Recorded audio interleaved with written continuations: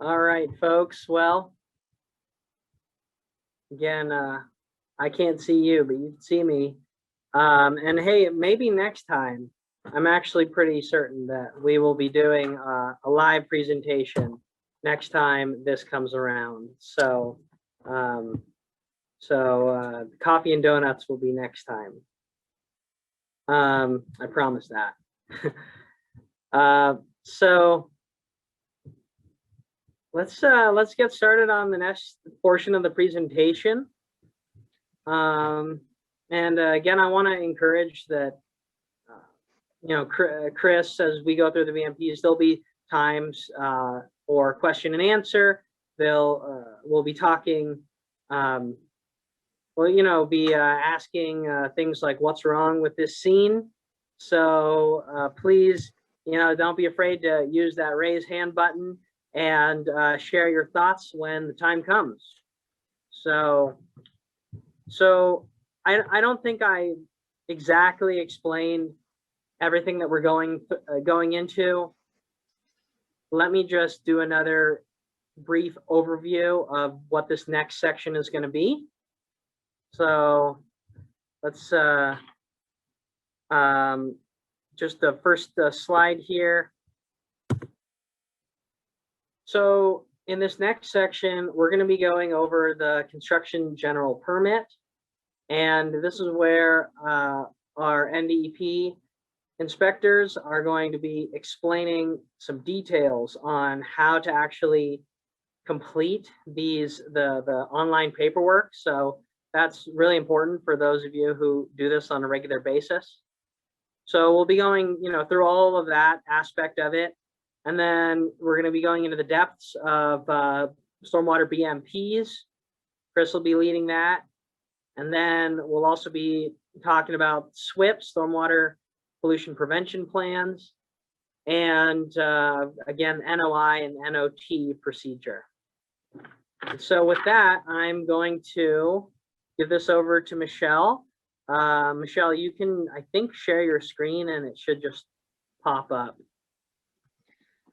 Okay.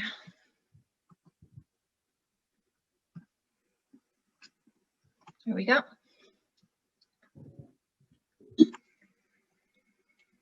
Perfect. Okay, and it looked like, I can't see it anymore, that Thor might have had his hand up. Thor Dyson.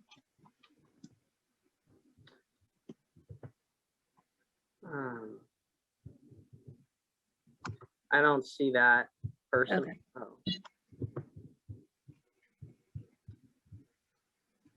Yeah, Thor, did you have a question? You're now able to talk. I'm good. I just inadvertently hit that. Sorry. Good, okay. Good practice. Good practice. Okay, so I'm going to go over our Nevada construction general stormwater permit. This is the permit issued by the state that we were given authority to issue by EPA. This is the cover page that you all get. The construction general permit. It's a general permit because it's an umbrella permit for anyone doing construction activity within the state. So everyone goes off of the same permit. We don't write individual ones for each person. We just have one. You apply for coverage under that permit, and then we send you this first page, and that's the only thing that's individualized with your specific CSW number, the date that we approved it, your facility information.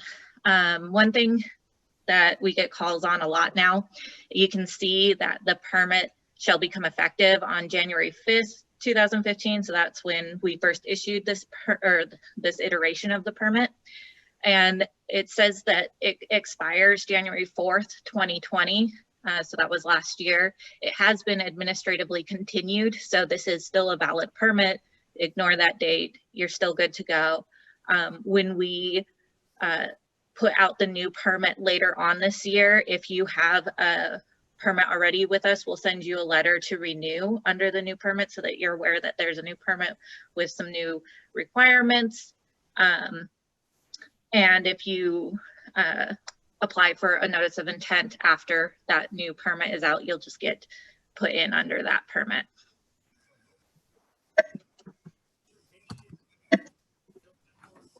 Okay, so the objective of this permit is to control and reduce pollution to waters of the US. And this is stormwater discharges specifically with construction activities. We also have a mining permit and an industrial multi-sector general permit. This also covers some industrial activity if you have a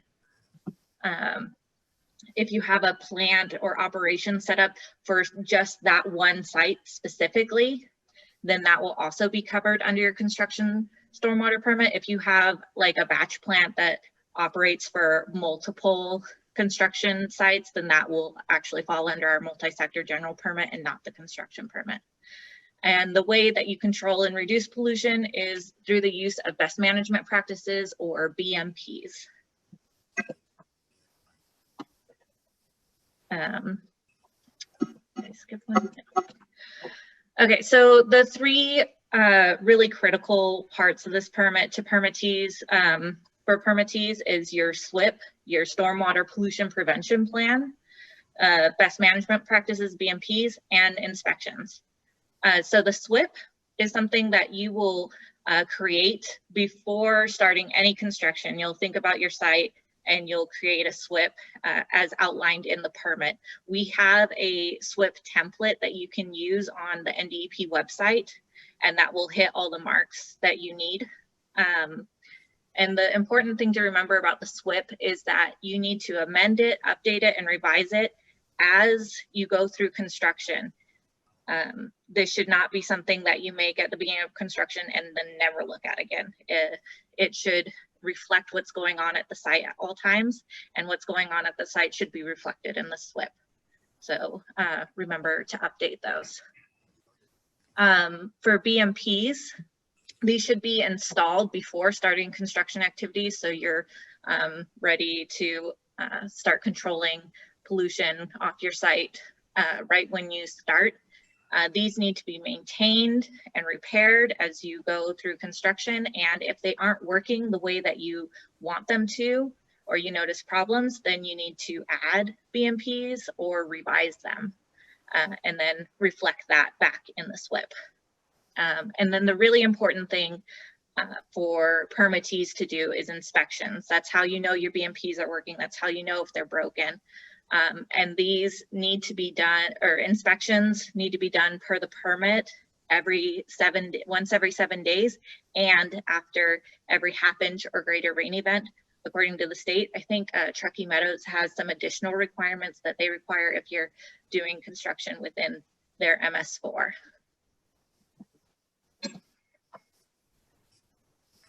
So who needs to apply for a permit?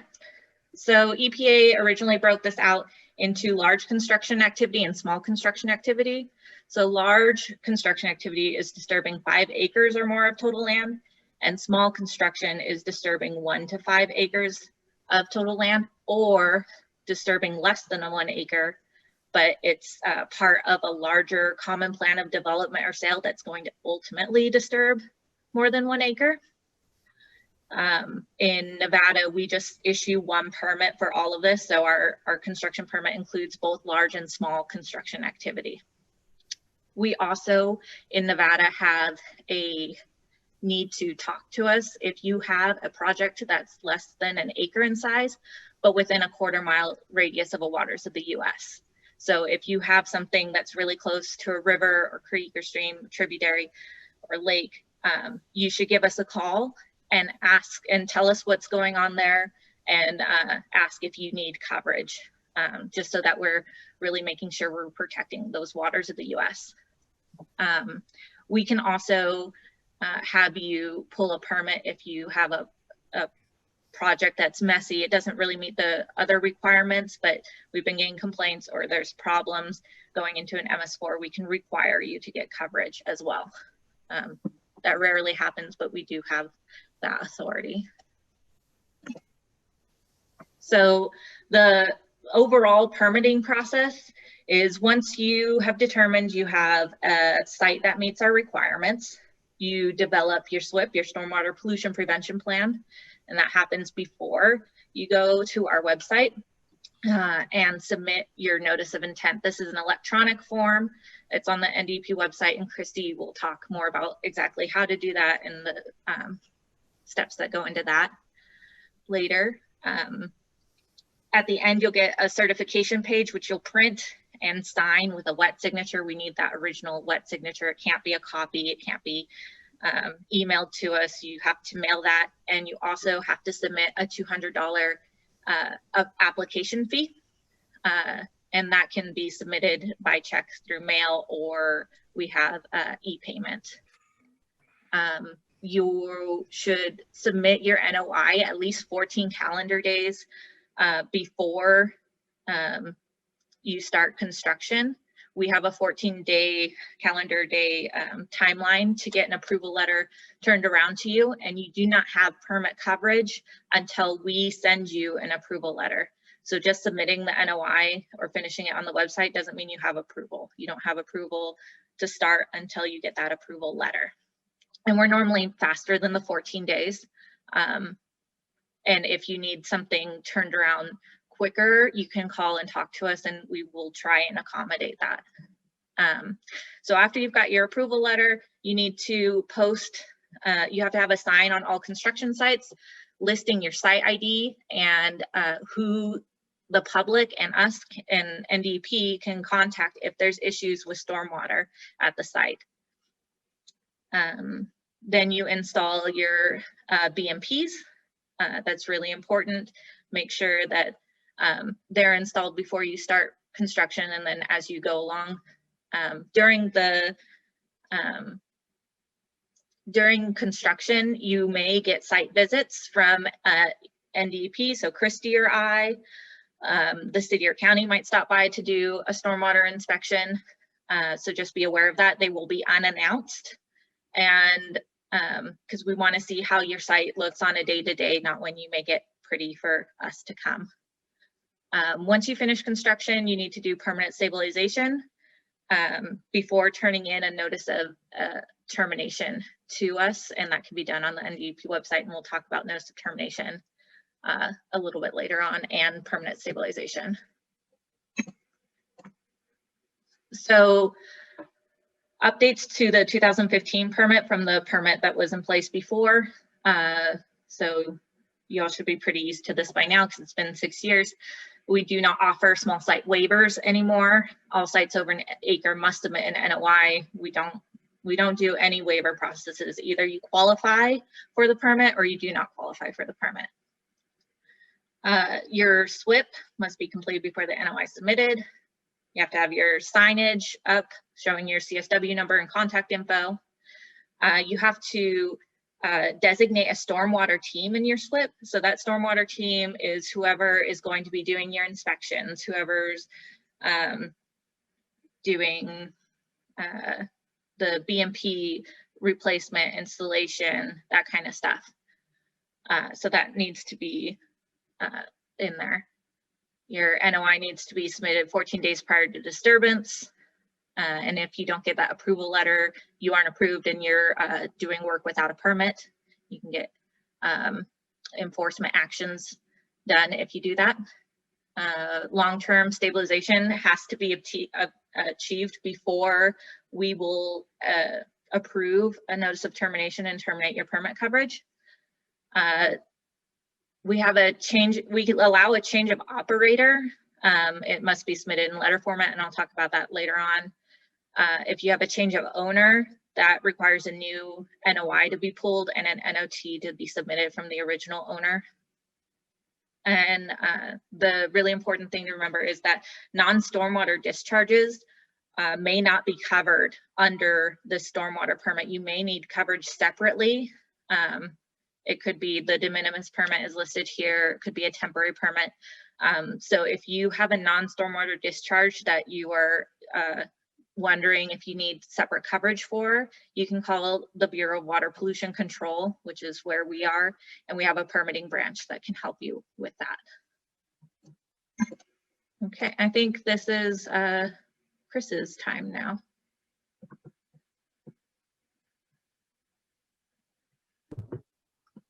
Actually, I'm sneaking in to talk, to do a couple of items here. Couple more slides. So let's go here. Share my screen.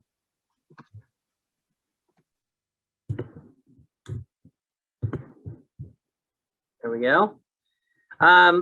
So back to me, City of Reno. Just quickly, we're going to go over a couple of the Truckee Meadow aspect pertaining to stormwater, the codes and ordinances, as well as the permitting process. So I'd encourage you to take a screenshot of this, write these down, just skim these over. The City of Reno Municipal Code 1216 and Article 4, and then 1804, Articles 1, 3, and 4.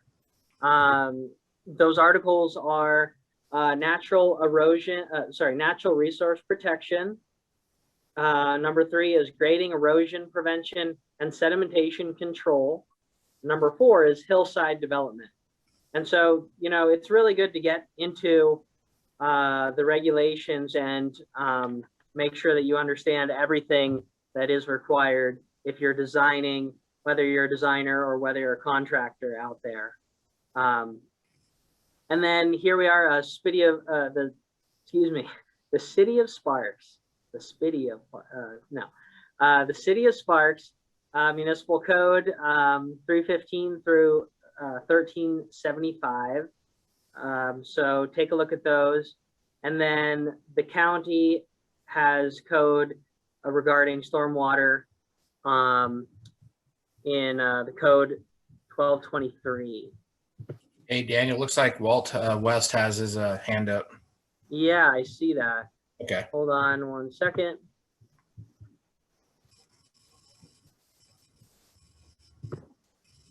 Hi, Walt. Good morning. Hold on. Good morning. Can you hear me? Now I can. I just wanted to provide a little clarification on the Washoe County Ordinance 1223. We did codify this, our stormwater provisions. It's now in Article 421 of our development code. It's in Division 4 of Chapter 110, I think. So it's Article 421, handling it, basically codified everything that was in Washoe County Ordinance 1223. Great. Thank you for that update. I will make a note of that for this presentation for the future. Okay.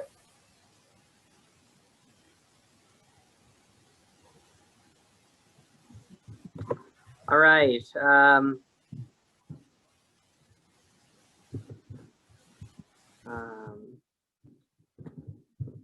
Hold on 1 second.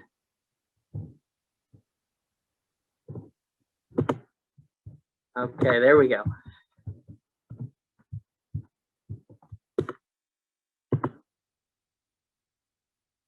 I think I've spoken much about enough about the purpose of our regulations. Next slide. This we all understand about. EPA and DEP, Truckee Meadows. All right, so just to go off of what Michelle was saying, Truckee Meadows has its own permitting, but it's joined with the state. So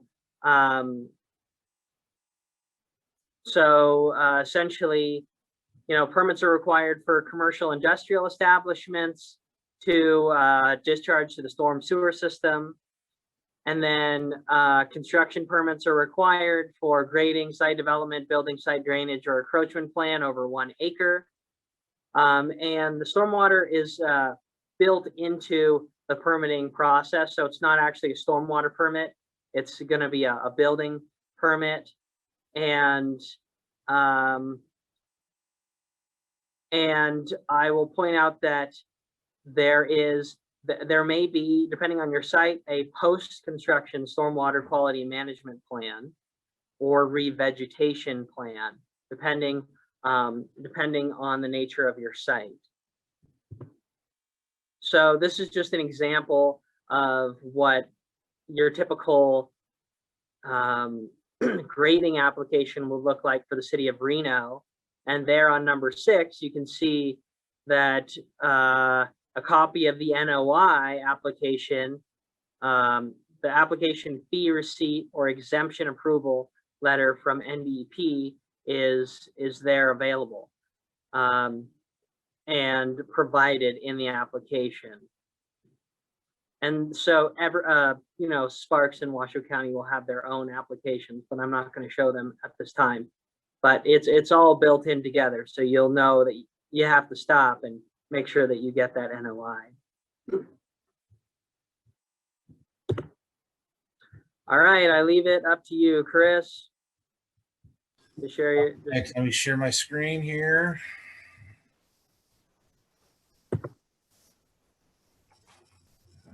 Let's see here. Share. Can you guys see my screen?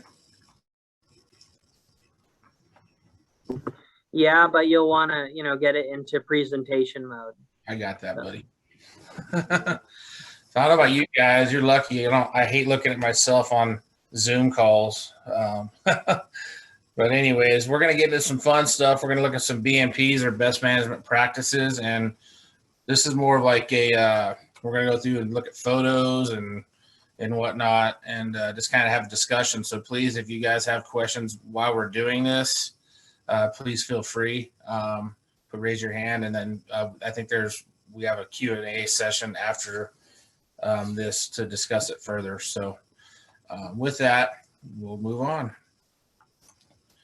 So what are BMPs? Obviously, BMP stands for Best Management Practice, but it's much more than just a physical type of implementation. The program's technology process, citing criteria, operating method, or device controls prevents, removes, or reduces pollution. BMPs, like I said, are just not physical erosion and sediment control devices placed at construction sites. Scheduling is one of the most important BMPs that you can have.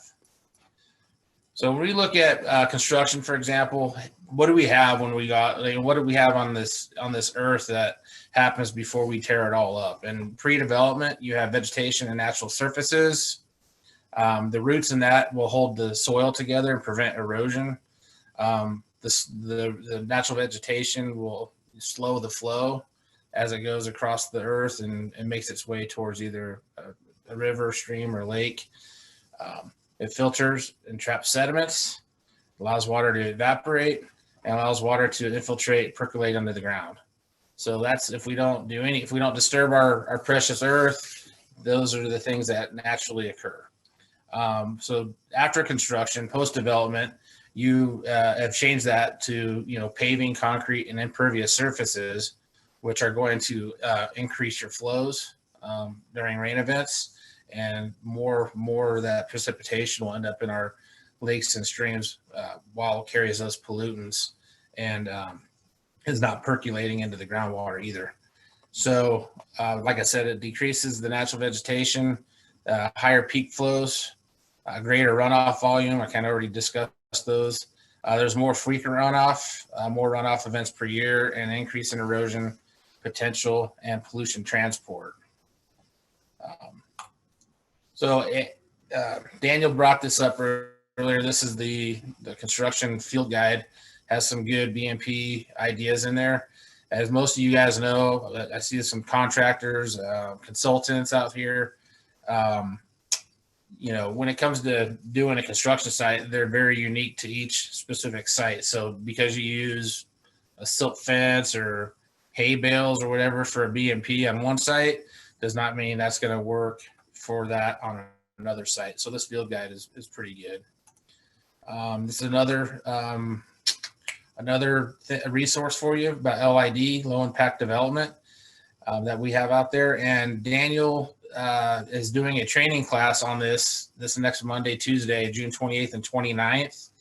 It's a 2-day course. It will give you 12 PDHs. So if you're interested in attending this, I think it's another virtual one if I'm not mistaken, reach out to Daniel and he can get you all the details on that.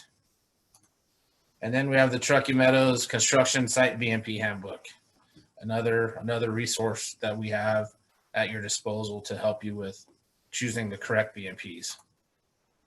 So when we look at a construction site, we look at I think this is a good illustration of what kind of pollutants might be there, depending on, what kind of scenario, like where you're at. Like, for example, you're at a material and handling area, like a stockpile area. These are the type of pollutants that you're going to run into, maybe some sediment, debris, nutrients, organic matter, hydrocarbons, potentially from the equipment that operates in there, and then chemicals, paint, things like that. So if you just want to take a few minutes and just kind of look at that, I'm not going to go over each one, but you kind of get a good idea of what kind of pollutant we're trying to prevent from migrating to our water resources. If you want to take a screenshot of that too, that's perfectly acceptable. Sorry about my eyes. I'm going back and forth between two screens. I'm half blind, so I need a bigger monitor. Anyways. Okay. If you need more time, let me know.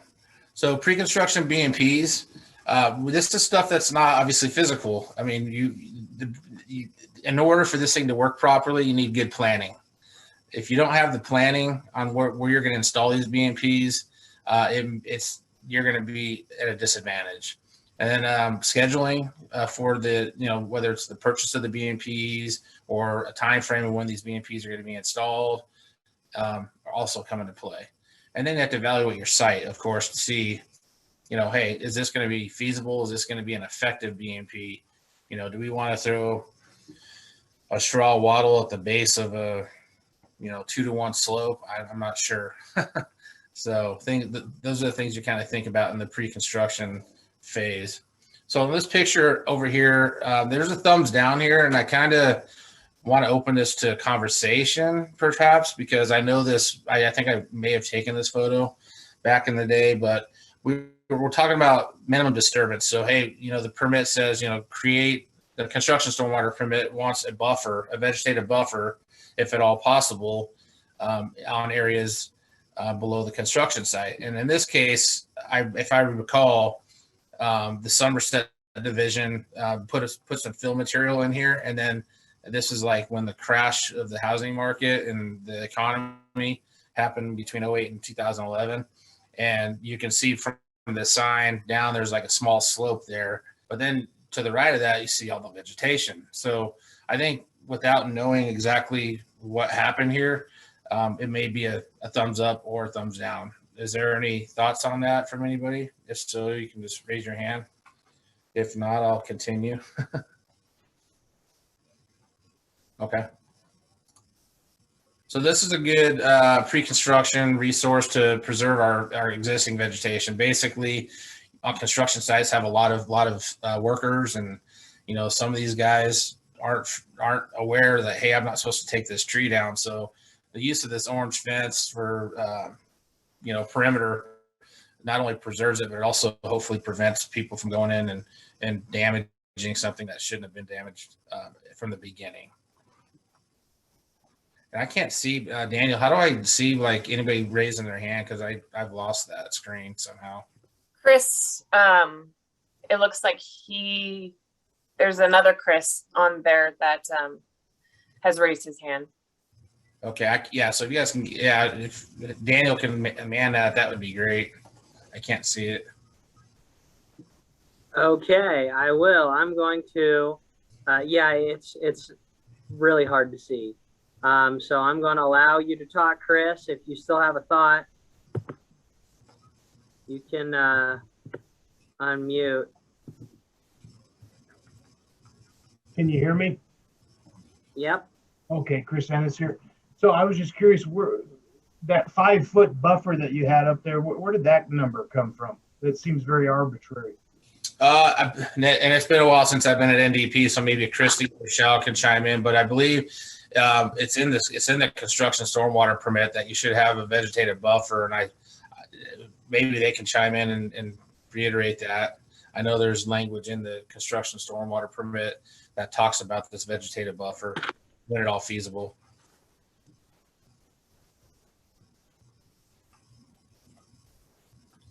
Yeah, it's in the permit, and it's I think it comes from EPA, so they probably did some studies. And it also, like, here out in the desert, it's not as obvious why you would want it, but like I think when you're up against a river or a creek or something, it's actually a 50-foot vegetative buffer. And that is it's kind of a natural BMP in place. So, and that's why we require you to revegetate where you have don't have permanent stabilization, because vegetation is a good erosion control measure. And then also, Chris, there's also additional language in that permit, that section that talks about when a natural vegetative buffer is not feasible, what you have to do. So you can look in that section, it'll kind of give you the rundown. Is that cleared up, or you have more questions on that? No, can you still hear me? Yes. Mm-hmm. Oh, okay. Yeah, that's fine. It's just when you say 5 feet, that's all. That just raised a red flag that maybe NDP has a different requirement.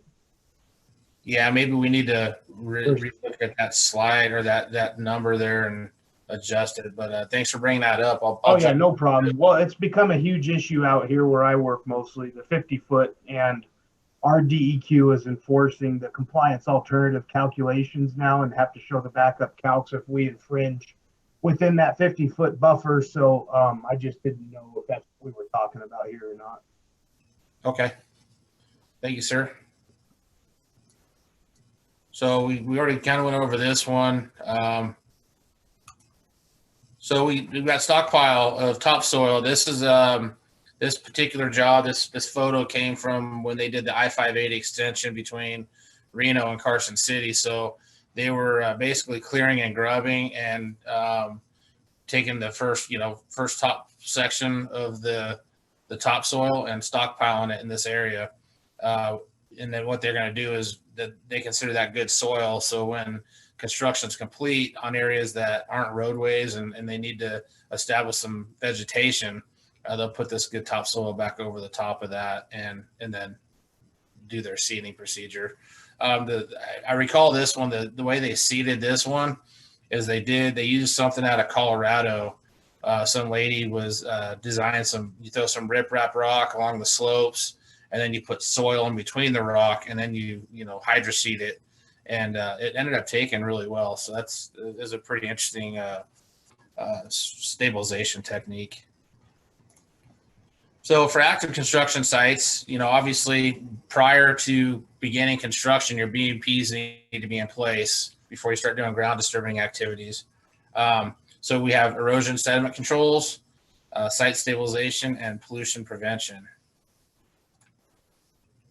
So, we got, we don't have, you put sandbags, you put straw wattles, you put silt fence up, but signage goes a long ways quite often. Housing developments I've noticed when I worked with NDP, there was a development out in Elko, I believe, that they graded all these lots, and the permit requires that you initiate stabilization measures no more than 14 days after that area has been stopped, like the construction stopped. So they would put the erosion blankets or like a tactifier on their lots that were acting as a form of temporary stabilization. And then they had signs similar to this that basically said, please do not go on the property because, obviously you break the crust on the tactifier, then it becomes ineffective. So signage is always good. Maybe you guys have seen this if you've attended previous BMP classes. This is a example of excellent use of perimeter controls. Hey, they got the riprap rock in there, but from that tree over to the right, we're not going to do anything with it. They probably could maintain the fence a little better, but seem to be effective there. Active construction sites. This is going to come up again here very soon in my section as some of our major problems. So when you look at this is kind of like a minimum. You want to have wherever your egress is to and out or exiting the construction site. They say, you know, at least a 50-foot minimum length of rock, 20 feet wide, 3 to 6 inch well-graded angular rock. And, you know, that's a minimum. Okay. I mean, you got to understand that construction sites, like I said at the very beginning, they're very unique. So you need to be able to adjust accordingly. The riprap track out rock might not even work for that construction site whatsoever. So that goes back into the pre-construction, and then, you know, the actual active construction site when you're doing your inspections, you know, hey, we're getting a ton of track out on the roadway. We're roughing the rock up like we're supposed to be doing, we're maintaining, and we're still having issues with that. So that's when you have to start thinking, what other BMPs can I do to reduce the amount of sediment getting onto the roadway? We want to catch it at the source, not at the very end. Once you have a discharge off-site and into a storm drain, you are technically violating a permit. And we'll go into this in a little more detail. This is a good example. You can see that, you know, they probably need to start. I'm going to use my pointer, so tell me if you guys can't see it. I like this little laser thingy. But you can see like it's starting to get inundated there in the rock area. So it's probably close to being needing to be roughed up. But what I really like about it is they got the silt fence on this side. They have the track out pad going all the way across. So there's no vehicles that kind of bypass it.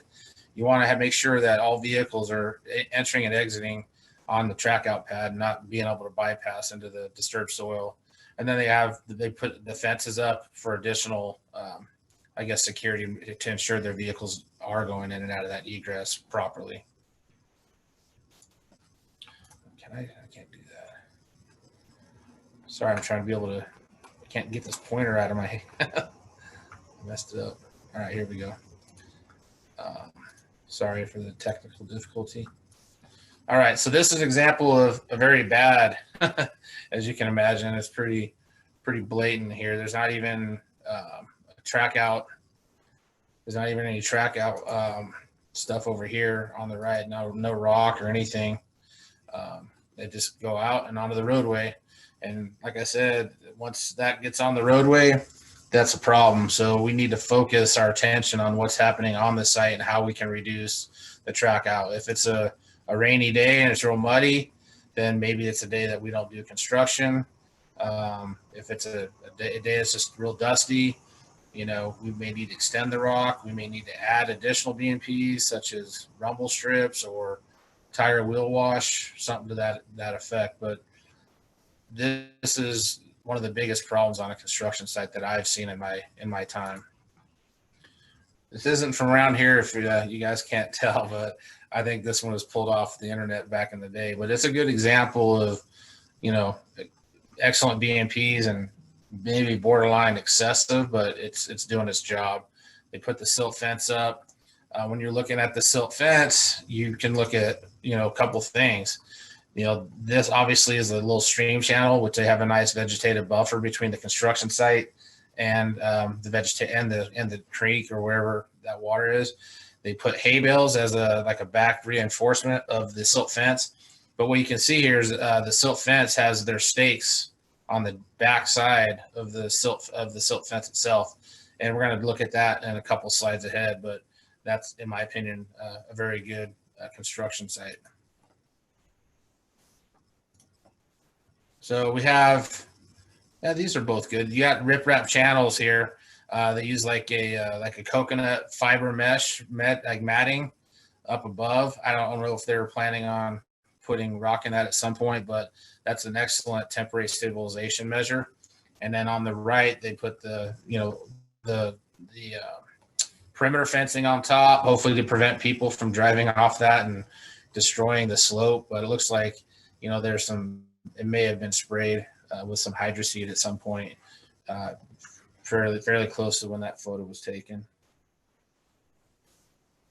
So let's talk about some fiber roll installations. I've seen plenty of fiber rolls installed improperly, and I'm sure Christy and Michelle can attest to that. So this is pretty much the standard for installing your fiber roll. You really want to, you got an 8-inch. If you have an 8-inch roll, or I think they come in 8, maybe 10 and 12, but I think 8's the most common. You guys can correct me if I'm wrong, but what you want to do is you want to trench it down about 2 to 4 inches, which is almost, obviously a quarter of the way to half, which is when you should be maintaining your BMPs. So 50% of the BMP's capacity is when you should be maintaining them and cleaning them out. And that's in the construction stormwater permit. The note here is like on a 2-to-1 or steeper slope, you want to have a 10-foot or less gap in between the rolls. 4-to-1 to 2-to-1, 15 feet or less between separation between the two, and then 4-to-1 or less, like 20 feet or less, would be good for the distance between them. And you always want to make sure if you're on a hill that you're going with the contour. You're not going like diagonally across that. And primarily what this is, it's preventing the sediment, but it's also slowing flows to prevent erosion. There's probably, have you guys ever seen that when they track the sides of slopes with their front loader? The track should be horizontal to the slope. They should be, I guess, perpendicular to the slope, because it's allowing for that water to go into each one of those tracks and keep the flow slow. So you're going to reduce your erosion potential there. But then you see some of these front loaders that track sideways, and so their tracks are, parallel to the slope. You're going to have major erosion problems with any kind of a rainstorm. So just something to think about. And then staking them every 4 foot is pretty crucial. Anything more than that, you'll most likely find that the water breaches underneath them in between that gap. So 4 foot's a good standard for installing a fiber roll. So we have on the upper left here, we have a good BMP, the fiber roll that's, you kind of, I'm trying to get my laser pointer back. So you got the fiber roll here. So if this slope is coming this way, if the water's flowing this way, then this is excellent installation. You want to overlap it from the top side. But if this water is coming from the bottom of the picture up, then the overlap's backwards, if that makes sense. So you always want to overlap on the down, your wattle on the upper side of the slope should always overlap the lower part. Does that make sense? Hopefully. I'd rather talk about it in person, but it is what it is. Then we have, this one was up, I believe, over by Clear Creek on your way to South Lake Tahoe, on the one on the right, upper right. And they had a major erosion problems there for years. It was real silty material, so they had erosion all the time. But overall, this is pretty good installation. I mean, it looks like maybe in this section here that we could clean that up a little bit, but without getting closer. And then they put a wattle on the top, and the point of that is to hopefully slow flows from above it and prevent the run-on from really hitting it and causing it to reel out. And then the one on the left, good use of a wattle. It's just not, I don't see stakes in it, so that makes it difficult for it to function. Obviously, people that work with these know that these wattles are very light, so you need to have them staked down or weighted down with sandbags or something to that effect. Is that the same one? This is a interesting one. Unfortunately, this type of stuff happens too often throughout Nevada, and I think Christy and Michelle would also agree with that. This is a point where it's gotten too late. Obviously, there's a discharge. It could have been a large rain event too. I mean, you never know. But one thing I noticed in this photo by the fence line, you can see where it looks like maybe some of this material came from. from here over. But they didn't have any BMPs on the upper side. So like a silt fence, I don't think, maybe a straw wattle wouldn't have been enough with that size of a discharge. I'm not certain, but certainly a silt fence would probably have held that back for the most part. And the fact that they have 0 BMPs up tells me that when I was at NDEP, or even if I'm with the city and I come across some discharge without a BMP, that's not going to be good for you guys as the contractor or the owner.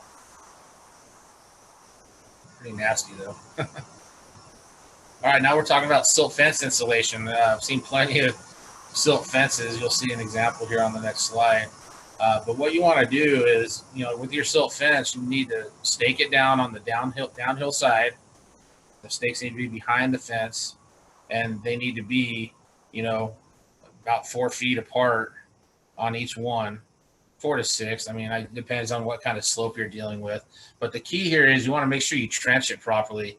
So you have the front there where you want to hook it, you want to dig it down, and then you want to hook it, put a little hook with the fabric, and then do backfill in between that.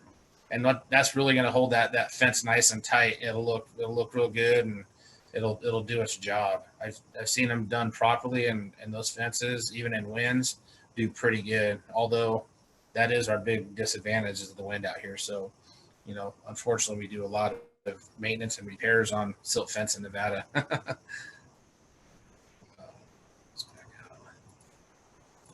So here's an example of a bad silt fence on the left, would you say? I don't even know what the purpose of that is, honestly. I don't know. Maybe trying to keep horses, or I have no idea. So the one on the right, we're going to talk about this a little more, is you never want to put a silt fence in a drainage way. It's just, it's not a good deal. You're setting yourself up for a disaster. That water's going to pond. It's eventually going to infiltrate or break that fence, and then you're going to get that large amount of water going down and potentially and possibly doing further damage. They put straw wattles in there as well. Straw wattles can be used in drainage channels because they allow water to pass through it, but I think the maintenance on those you have to pay close attention to those on, after rain events or during. But you want to make sure that your BMP will hold up a 2-year, 24-hour event under the construction stormwater permit. So your BMPs have got to be able to hold back a 2-year, 24-hour event.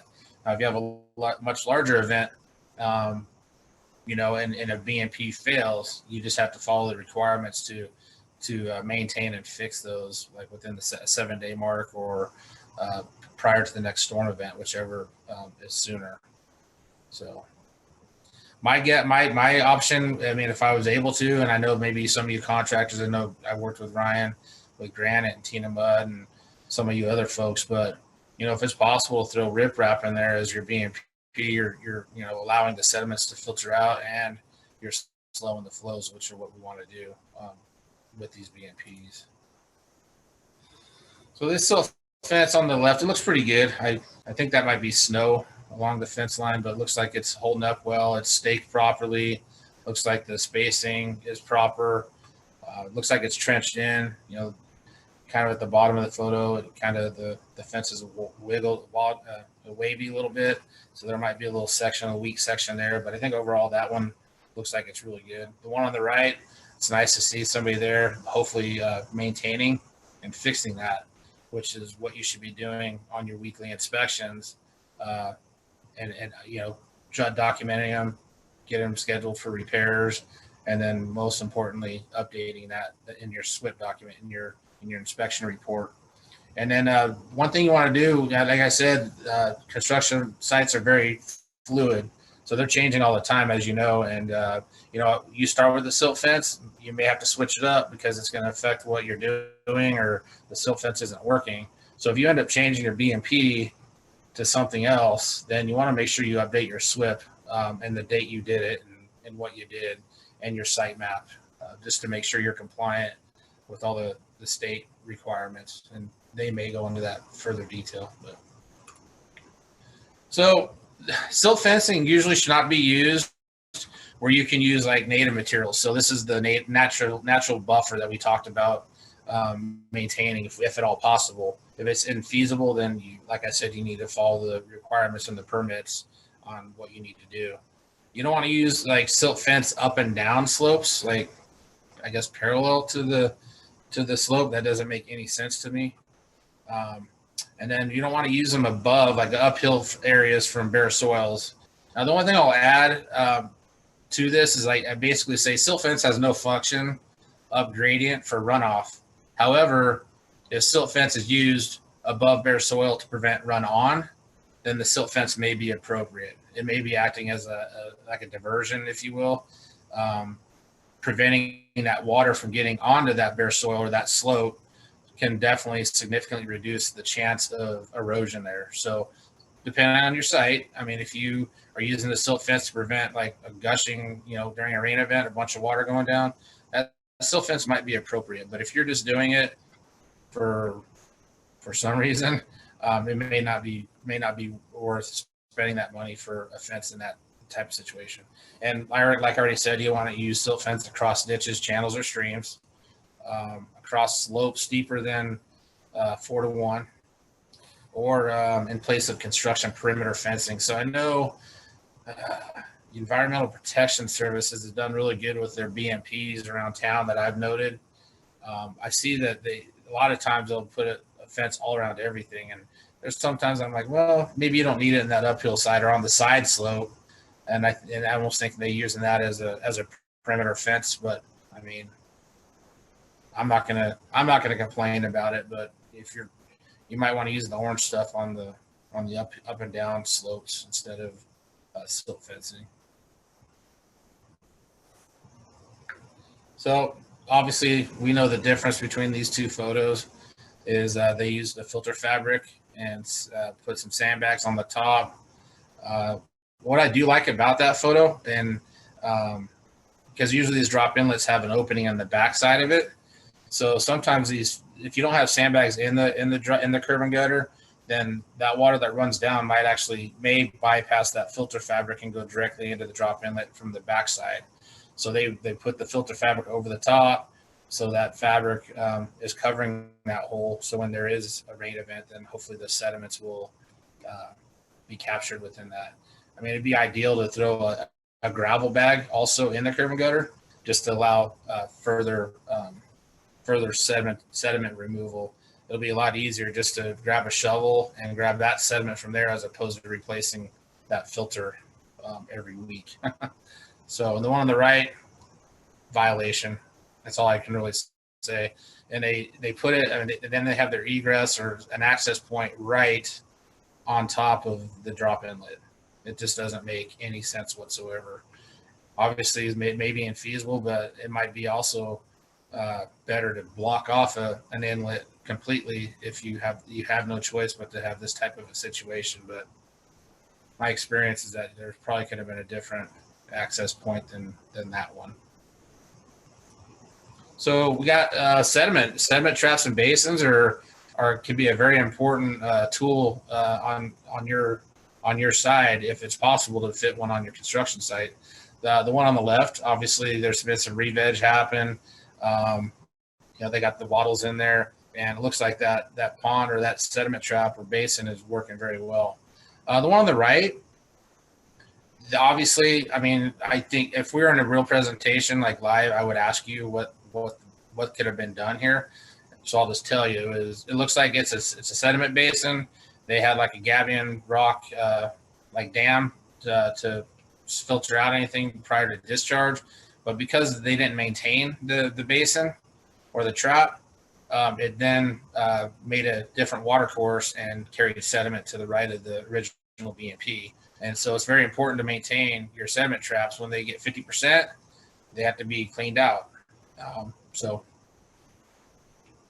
I think that's a good visual on what happens if you don't maintain your BMP.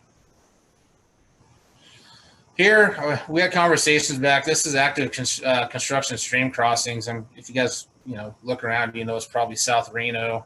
But the point is, I guess the point driven home is you look in the upper left one, it looks like that maybe at some point prior to that large riprap being placed in there, that there was some kind of a discharge from the construction site, just with the amount of mud and debris that are filling in those wetland areas. And then the center photo on the right one on the top, I think that's part of the Steamboat Creek deal. I think that runs along Veterans, I believe. But the point here is that they did this major like ground disturbance, but there's no stabilization measures being in place. There's nothing in place that would show me that, hey, we're preventing sediment from discharging off site. So when you're doing mass grading, keep that section in mind on the requirement for stabilization measures, because I mean, there's like tons of site I've seen, even in the Reno area recently, that, they're doing a mass grade, but then they leave this section alone. Well, you need to temporarily stabilize that until you're ready to actively work it again. And so just keep that in mind as you run a construction site, is that these are requirements that need to be met. And then the bottom one looks like a good BMP. They have it staked down, on the very right where those two connect, right. Looks like they didn't overlap it, but I'm not sure that's it's hard to say, what kind of slope is there, if any of that sediment would get in between there. But, ideally would want to be overlapped in one way or another. So here we've got an example on the top, of a failing silt fence, and then just unmaintained BMPs. And that's another big problem that I've seen in my experience is, they got a BMP up, but they're not maintaining them. So when this happens, when you identify, you're supposed to be identifying these when you do your weekly inspections or your inspection after a half-inch rainstorm or greater. You want to initiate that work immediately after discovery. We want to have those repaired within the 7 days or before the next storm event, whichever sooner. And then, like I said, you want to put a note. You want to note that, hey, these repairs were made, and it's going to go into your inspection sheet that goes into your SWPPPP document. So you got to keep them. Yeah, if it's deficient, like the wind got the silt fence, once it's been identified, you have 7 days to correct it, and then or before the next storm event, and you have to inspect within 24 hours after a half-inch rainstorm or greater to make sure your BMPs are okay. And the only side, go ahead. Yes, I just want to point something out that Michael Anderson had made a couple of comments in the chat bar. Okay. If you open up the chat bar, I know it's hard to see, but yeah, I see. Let me see that. Okay, no. See, I got my screens not allowing me to see the attendees or anything. So his first comment was that the failed sediment trap that was on the screen a couple slides ago, it says that it was not well designed, with the riprap outlet too tall and failure was inevitable. That's very likely. It's hard to, with this, it's hard to say how deep that trap was to begin with. Like they might have used that vegetative, like where the gabion is, might have been the natural flow pre-construction, and then it looked like maybe they attempted to use like a vegetative buffer on the other side.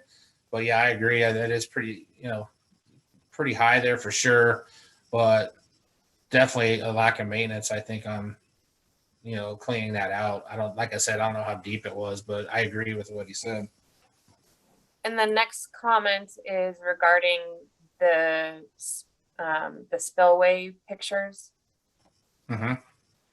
It says that one. The one in the upper left is on the upstream side of the concrete spillway, which is covered by sediment and was not designed as a BMP. Okay, can you repeat that? I'm sorry.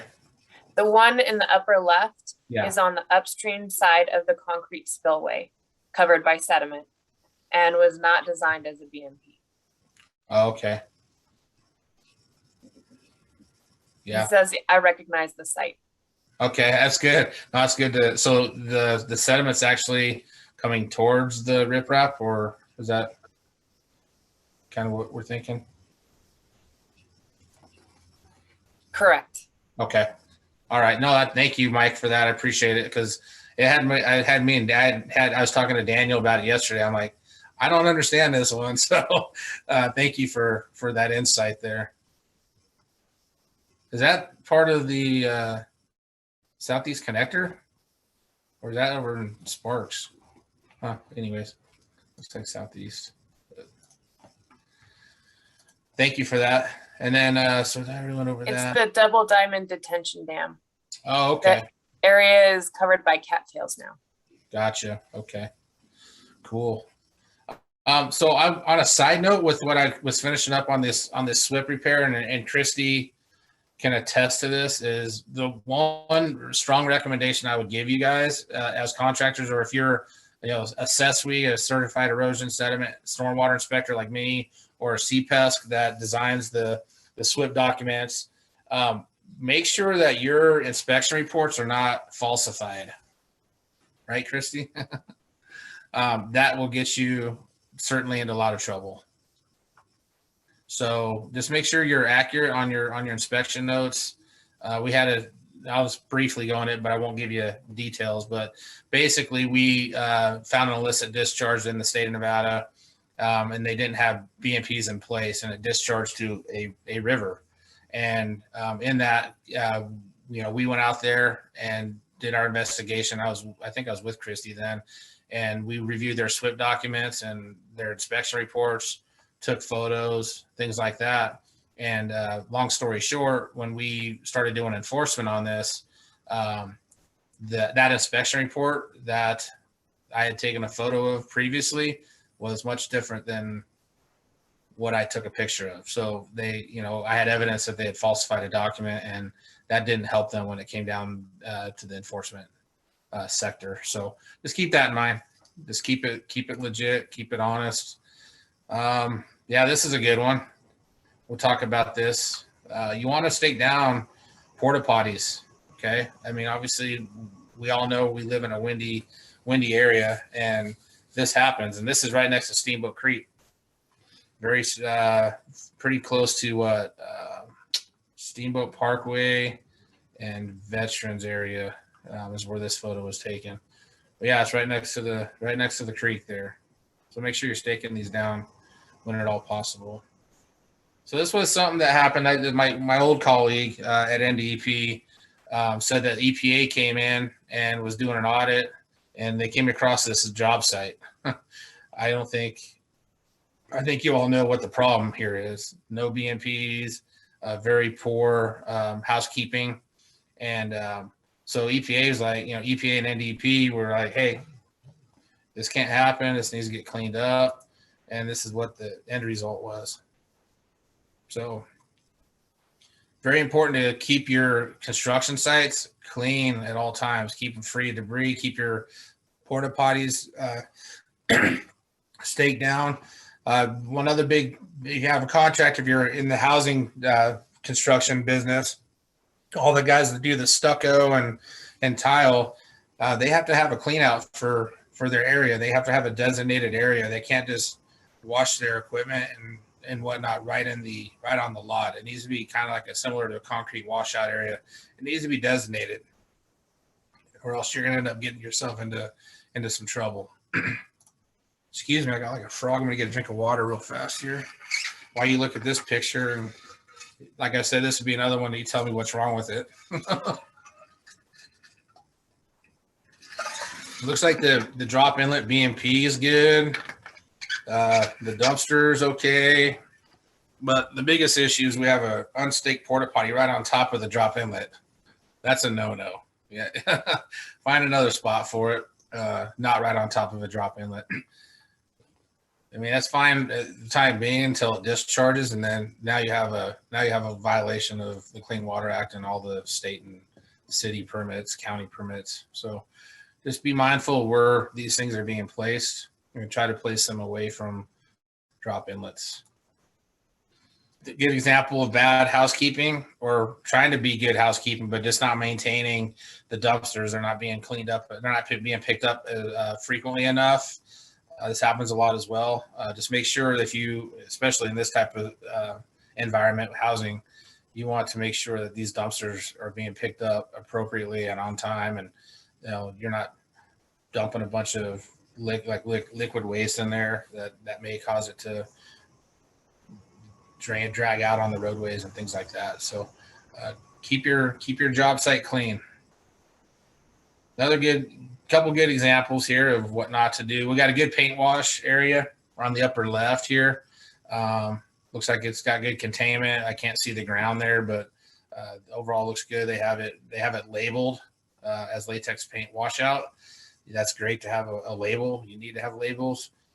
Bad example, if that previous picture was this guy in the middle, obviously the blue juice is in the drain. You're going to be into some trouble. Then you have to spend the money to collect it all, and that's not cheap, as you guys can imagine. A good the upper right is a good BMP there. Looks like they have fencing around for security to keep people out, and then they have Connex blocks to store materials. Then the bottom left is obviously a no-no. You don't want to put any kind of liquid, chemical waste or gas on the roadway. I mean, you're asking for some trouble there. That's direct connect to a storm drain. So pretty self-explanatory. So this one is a pretty interesting one. They had a washout and then they just never maintained it. So example of, you got to wash out. You want to maintain it at all times. Like I said, as I said a few minutes ago, is 50% is your capacity. So if you made that large concrete washout, it needs to be mucked out, or the solid concrete needs to be removed out of there when it hits that 50% mark. We don't want to see discharges like the picture on the left. So here's a couple examples of what you can do for a concrete washout. If you don't want to do what the previous photo was like, you can do I've never seen the one on the left, bottom left, but it works. They might be costly. I've seen a lot of people in Nevada here just get a kiddie pool. They're cheap. You leave the material in there, and then once it's solid, you can discard it in the regular trash. So like the upper left photo where they just load it into a dump truck and off it goes. So once it dries out, you can dispose of it just like any other waste. Yeah, I've seen a lot of these people drive up on the upper right corner, and those things are pretty cool. It's just, I don't know how expensive they are, but these are good examples of excellent washouts. The only thing that you would need to add in this type of situation is that you need to have a designated concrete washout area. So it really needs to have something with the sign on it, like you see here. This one is an excellent BMP. I think this one they literally just filled that up, and then gave it plenty of time to dry, and then they just backhoed it and loaded it into a dump truck and took it off. So that's a pretty good landfill. I don't see many, or not landfill, pretty good washout, but I don't see too many that people use straw hay bales. They were using those as the BMP, similar to like a straw wattle, because they're pretty heavy. But the real problem with hay bales as a BMP, like in place of like a fiber roll, is that they tear apart. Then once they get wet, they actually break down, and then they're kind of messy after that to clean up. So I think a lot of folks have kind of steered away from the hay bale BMP, but it may work in a site that you're at and whatnot. Granite, got to give props out to Granite. This was on the as an I-80 project, and the environmental guy that was there at the time, I came on site and I saw this and I was like, wow, that's pretty amazing. So basically they just put a containment underneath there in case they had a leak from that generator. And so I wanted to take a photo of that. So they kind of went above and beyond with that BMP, but it worked out perfectly. Active stockpiles, like if you have an active construction stockpile, if you go in the Tahoe Basin, I'm sure some of you all have been in there. Like this is a pretty normal site you'll see, is that the TRPA, Tahoe Regional Planning Agency, they require this. So they're very strict in the bay to prevent sediment from going into Tahoe, or in the basin, sorry. So, but we also still want to see that out here as well. If you're not actively using, or if you're not actively using it, like at the end of the day, we prefer it to be covered. It prevents, fugitive dust. It prevents possibly erosion. But what I like about it is they also have like a large, I think it's a coconut fiber roll around the edges of it too. So if you guys do have a stockpile that happens to be on a roadway for some reason or on an impervious surface, get a BMP on it, similar to that. But if you do a wattle, you want to make sure you put weight on it. You obviously can't stake it into asphalt, so you want to use sandbags and weight them down every 3-4 feet on that low end. There's no, it's just not going to work if you try to just set a wattle there and leave it. So keep that in mind, and it's also good to maybe wrap it all the way around it to again prevent that run on water from making contact with it as well. So now we're going to talk about permanent BMPs. So hey, after construction's done or it's nearing completion or a section of it's been done, we want to revegetate it, we want to stabilize it, and then we want to make sure the drainage is correct, right? This was an excellent photo of the I-580 extension project between Reno and Carson City. Obviously, you look at that slope; it's just amazing, like how steep that is. And then they got the nice riprap drainage channel here. And then obviously this guy is actively tracking the slopes in the right direction. His tracks on his dozer are going to be perpendicular to the slope.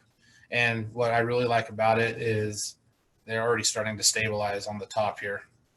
Hopefully you guys can see my cursor or my laser pointer, but they're already stabilizing with hydro seed up there. So that's a good example of initiating good permanent stabilization. And here's that same site after the vegetation's occurred. So pretty impressive. And I don't think it took very long either for that to take. So BMP maintenance, like I said before, is very critical. I kind of touched on it, but you want to inspect your BMPs weekly and following a rain event of half-inch rain, storm, or greater. Keep an eye out for the new construction stormwater permit, because I don't know if any of that's changed, but I know there's been some pretty significant changes in that permit that you might want to pay attention to when it comes out. And you want to repair those, you want to initiate the work immediately, and then the BMPs have to be completed, the repairs have to be completed within 7 days or prior to the next storm event, whichever sooner. And then you want to also make sure you document that in your SWP, because the SWP is a living document. It's always going to be updated and whatnot. So have something in there that, whether it's a log sheet that says, hey, on this date, we changed this BMP to this BMP, or, you have your inspection notes that on this date, we, had to repair this silt fence, and then update your site map if you change your BMPs as well. So we have a couple good photos of them doing some maintenance. I think they're beyond maintenance on the bottom left one. They might have actually been deficient on it. I don't know if one event created that, but nonetheless, those are the things you want to keep an eye out for and address accordingly. So on this is, I think, one of my last slides. So the common deficiencies here, I know this is, there's been talks between like Daniel, some of the city inspectors and NDEP, and they kind of came back with this list of what some of the common deficiencies are here in Nevada when it comes to the construction stormwater permit and even our city municipal codes. Is that a lot of construction sites, I mean, Christy and I have been out to a million sites where we go on, we're like, hey, we need to look at your SWP. They're like, huh? Like, what's a SWP? And they show me a map. And I'm like, well, yeah, your plan sheet or your map sheet's that's not a SWP document. So make sure, if you're not familiar with what a SWP is, get familiar with that. And the NDEP website has all that information for you. But you need to have a SWP on site.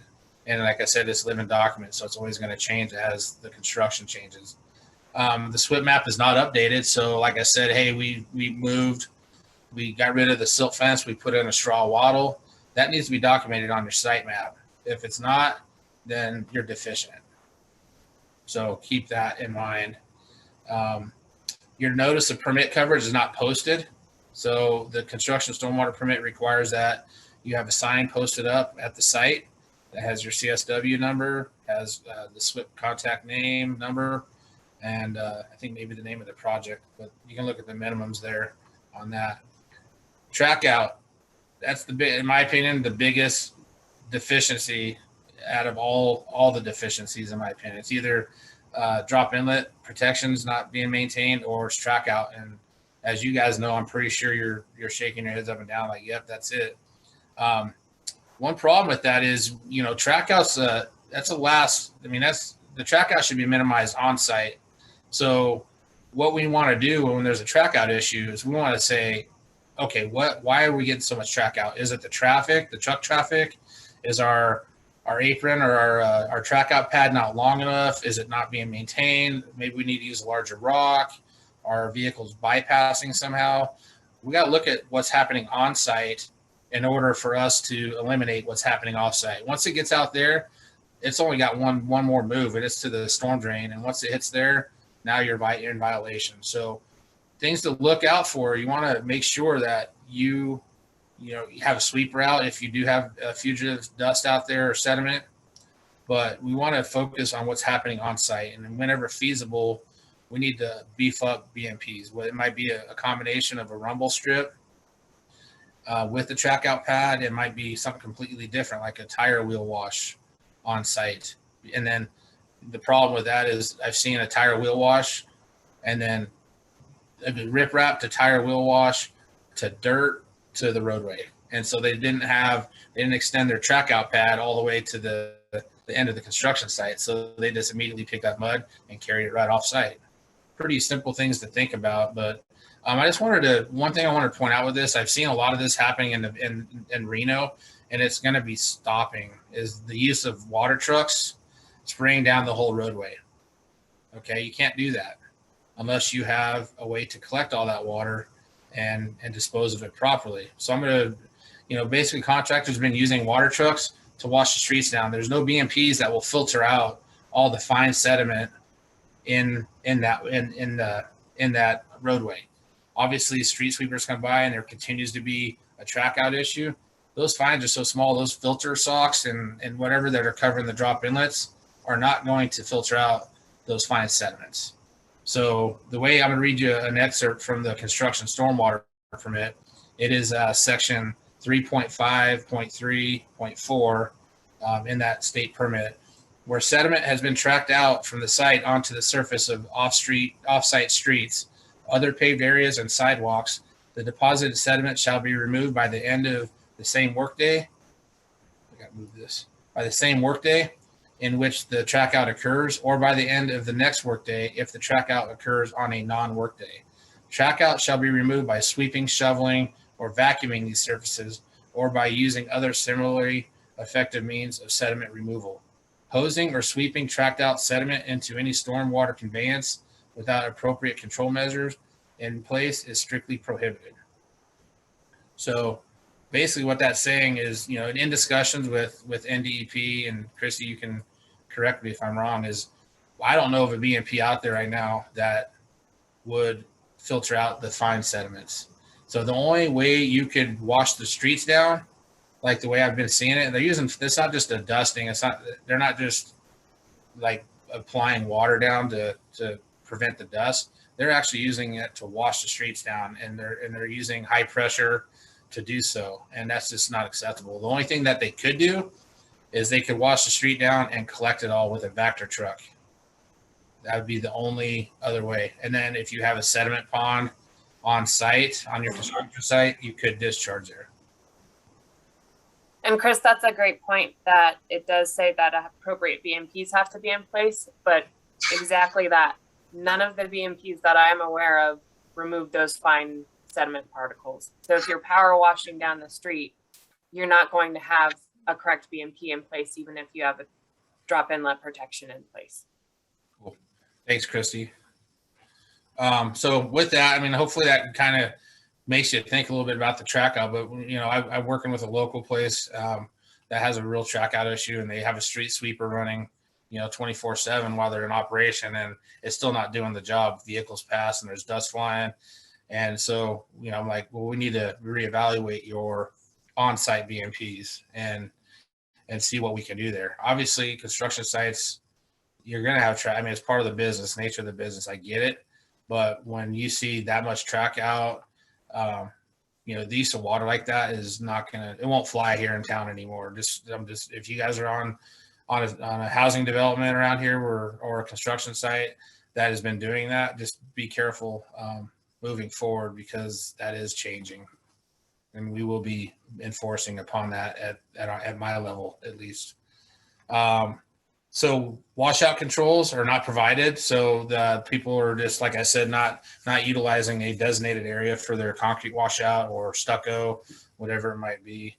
I just busted a guy yesterday in Reno doing something completely different, but I came across this one street and there's just a white residue all in our storm drain into our gutter, and it came from a guy cutting tile at a little apartment complex. So I had to have a discussion with them. Toilets are not being secured. So again, the high wind area, secure those if at all possible. Definitely locate them away from storm drains or other conveyances or waterways. Again, the trash receptacles are not maintained or utilized. So we need to, if you need to increase your pickups on dumpsters, it can go all the way to employee training. Like, hey, why is all this trash on the ground when it should be in that big dumpster right next to it? Things like that. And then BMPs are not being installed at all, or they're not being maintained, and or both. Commonly, I see the drop inlets. If they're using like a sandbag or gravel bag, those things get ran over by people that aren't paying attention, or they're trying to be funny or whatever they're doing. But just make sure that these are maintained. And like I said, by permit, you have to do that. And then stabilization measures are not being implemented. So again, we're not meeting that. Well, from the state perspective, you're not meeting that, stabilization, temporary or permanent, within that 14-day time frame that they give you. Is there anything you want to add on that, Christy or Michelle, on the deficiencies, or Daniel? No, because this is kind of what we had talked with Daniel. But these are big ones that we see the most frequently. If we're going to go out and do an inspection, you're most likely going to see at least one, probably a lot more of these. Or like the SWP not being updated as the project moves along is another big one. So it's a developed SWP, but they haven't done any updates to it or anything like that, is another common one that we see. Okay, cool. Thank you. So, with all that, I mean, we're moving into a technology world, and there's new stuff out there, right? For instead of using the typical straw wattle, people were trying to get the biodegradable, like coconut fiber wattles, things like that will biodegrade over time, because they're left in place as a permanent BMP while the site is stabilizing. So a few examples, and if you guys have seen any of these, great. There's some I haven't even seen, but they kind of look cool, but also costly. and how do you recycle this water? Or, what do you do with this water? But this is a example of a wheel wash tire system. Again, don't know how well or effective it is, but it's an option. So if you run into a big construction site that has a major track out problem, this might be something that you never thought of that might come into play. So another system would be similar to a rumble strip, but it's like plastic, and I don't know, if this is easy as just spraying it off, or how you would, you just lift them up and get rid of the sediment as needed, how hard it is to do. But that's another option. Like, hey, if, instead of rolling rock on a track out pad, maybe these little rumble strips on the left or the right would be a better BMP. Filter screens for like storm drain inlets. I haven't seen the middle one. I don't know what the grade is around it, but it looks like just like a witch's hat, similar to the one on the left here. All good BMPs. I've seen a lot. Environmental Protection Service, I bring them up because I've seen them a lot out there, and they have really good drop inlet protections that look very similar to this one on the right with the orange. Again, I showed you that back opening. That little round fiber, I think there's rock in that perhaps. like small rock, it'll actually filter out anything from getting back in there. So another good BMP. And I want to just kind of sidetrack a little on the drop inlets. So if you guys choose to use like sandbags, just know what material you're putting in there, because if you use sand in there, you're actually preventing the flow. You're actually preventing water from getting past that. So ideally you would have them angled so some of the sediment would settle out and then water would kind of pass around the front of the bag.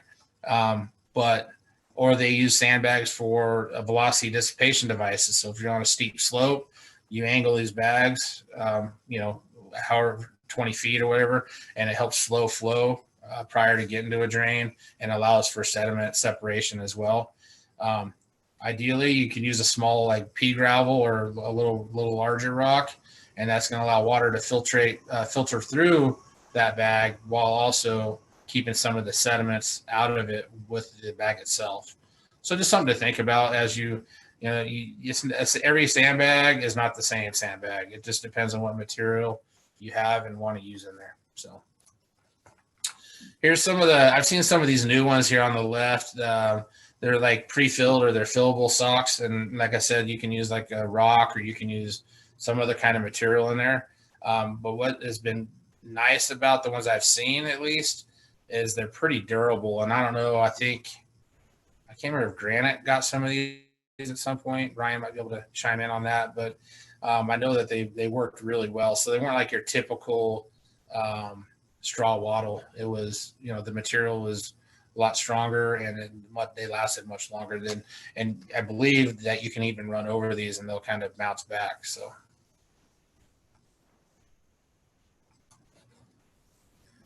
obviously, we talk about flooding and dust. So as a contractor, I know you guys are challenged daily between Washoe County Health and dust emissions. They're going to say, oh, you need to put water down to control the dust. And then the water pollution guys are like, well, no, you can't use water. So, you're kind of back and forth. Yeah, we want you to use water on the roadways, but we use a street sweeper if at all possible. But we don't want to use water as the method to clean the streets. And, so you gotta find that little medium there that kind of appeases both the county health districts and or air quality folks and the water pollution guys. But I know the challenges there. Middle photo is a good example of what I've been seeing around Reno.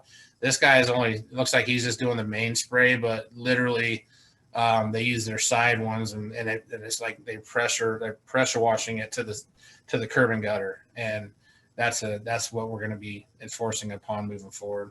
And then, like I said, you could use a Vector truck and collect that water if you actually needed to use water on it, but make sure you have a method to collect that water and dispose of it properly. You could probably collect the water you collect out of the Vector truck could be reused as dust suppression on site, but it just cannot be discharged to a conveyance or a waterway.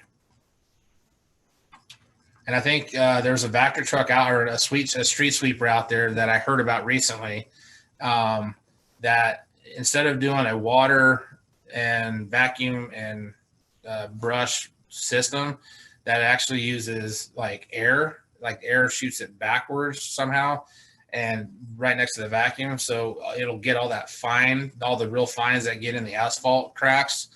It'll kind of push those fines out, and then as the vacuum collects it, I haven't seen it yet, but I'm going to find out and I can update you guys, or if you've seen it. But I've heard that apparently works really well, and it makes sense. I just haven't seen it yet. But that's all I have on my end. Is Daniel, are we doing like a Q&A now, or are we waiting until after this whole section's done? I was imagining, why don't I run through the SWIP really quickly, and then we'll have a Q&A right after that. And then we can do like a 5-minute break or something like that. Yeah, 5 minutes before we do our final section of the presentation. So does that work for you, Chris? Oh, that's fine by me, for sure. Okay. Yeah, I had let me start sharing my screen.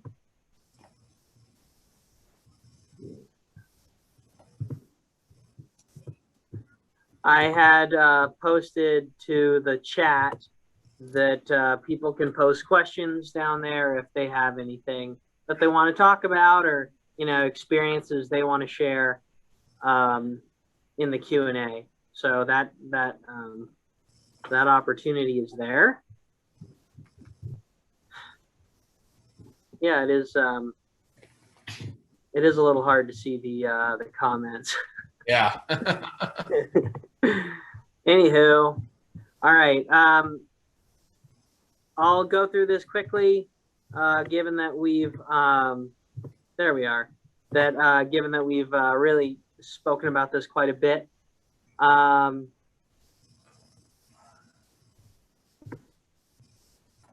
The permit requirements for the SWPPP is to identify the source of pollution, and then to identify and implement the control measures to reduce the pollutants.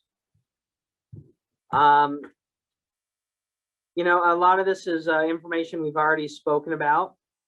There is a template of so you have to complete the SWPPP before filing the NOI.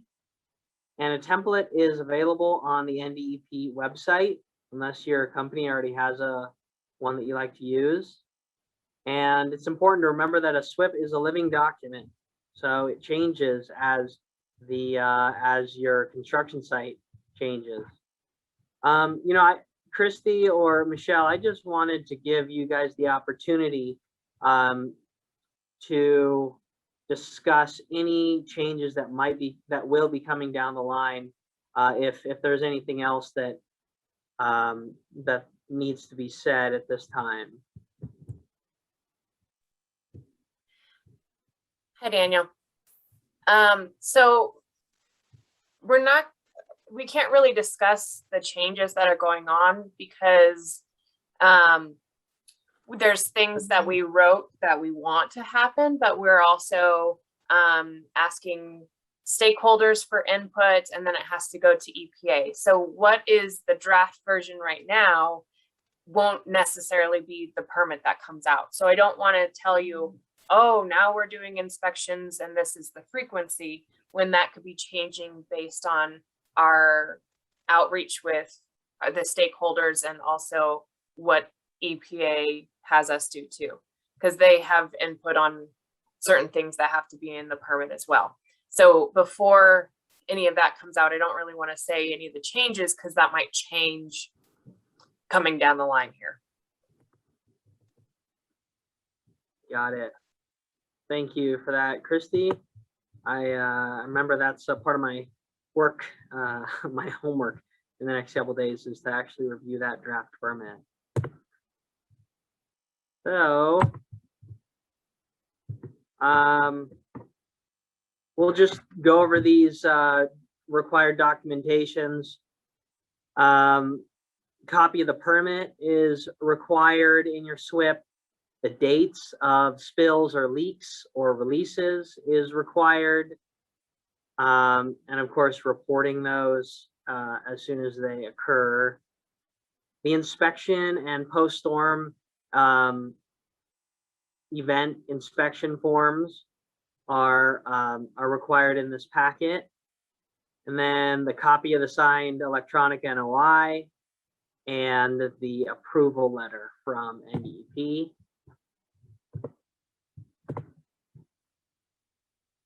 This is a little pitch for tmstormwater.com. If you haven't heard of it, it's a website that the SWPPP, our committee, created that has a lot of great information out there on stormwater everything, all three types of permitting, industrial, MS4, and construction permitting. And here there's a link you can find easily within TM Stormwater that has the construction permit submittal checklist. It has a performance standard compliance checklist for BMPs and construction site inspection checklists. If in the case you need to update yours or refresh yours. This is an interesting example of a map. You'll never really see this, but the concept is to, normally it's on engineering 24 by 36 or what have you. And so this is just a basic map that shows that you can update your map and that you need to do that where BMPs or design changes have occurred.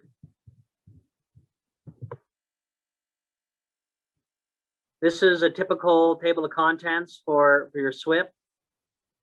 You can just scan through those.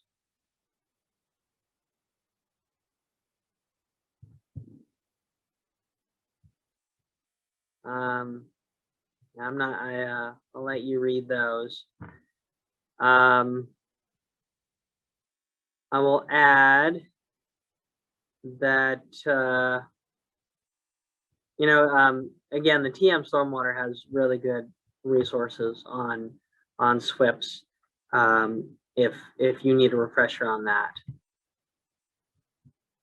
So from here, we'll be going into the really nuts and bolts of the NOI and the NOT, especially the paperwork as done online and the mistakes that a lot of people make. So this is really good information coming up. But, we will just open it up to questions or anything if anybody has anything from the last section of slides. And then we'll do a 5-minute break. So you can just take a quick stretch break. And I am predicting that we will be finishing early. We'll probably be finishing at around noon. So just keep that in mind. Hey, Daniel, I just want to say I'm going to have to leave here. So if there's any questions on BMPs, I'm happy to take them now. And I just wanted to thank each and every one of you guys for sitting through that. So first time doing something like this virtually for me. So it was very interesting, but thank you all for attending. Thank you, Chris. I'll also just point out that I put into the chat there that everybody who's participating is definitely going to get a PDH certificate that I put your name on and then my name or sign it. So so just look for that in the next couple days in your inbox. So from there, I will just let's just take a quick 5-minute break and come back here at I got a question. Will this presentation be available for reference online somewhere? Yes. In the email I send out to everybody, I will provide a link to the replay of this video. I'm not very sure. I'm not exactly sure where the link will sit, but we'll have it figured out. So you can forward that on to anybody else who might be interested in this. So yeah, let's come back at around 11:15. Thank you.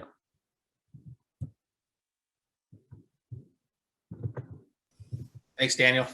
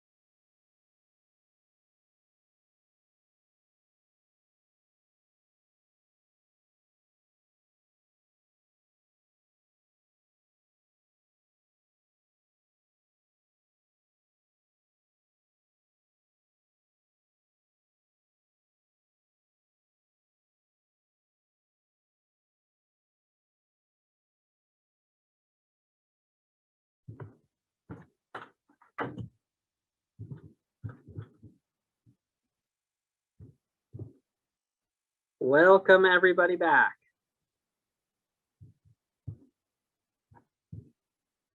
Christy, it's anytime you wanna, I'm sorry, is it? Yeah, I think it's Christy who's presenting, right? It is. So anytime you want to take over, go for it. Yeah, let me start up this video.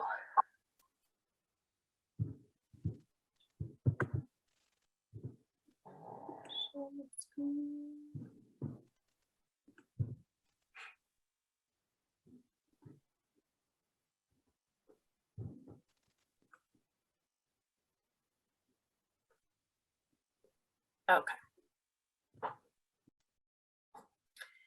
So I am going to go over the notice of intent process. When you are going to apply for coverage under the construction stormwater permit in the state, you have to file a notice of intent with NDEP on the general permits database. So the general permits database is genpermits.ndep.nb.gov. And part of that includes owner and contact information, how much area is going to be disturbed. You have to certify that you're going to be in compliance with the regulations.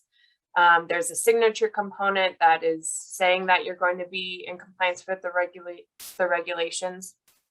And where you apply for it is right here. So this is the general permits database system. If you have a username already, then you would just sign in. If you don't, then you'll create a new login.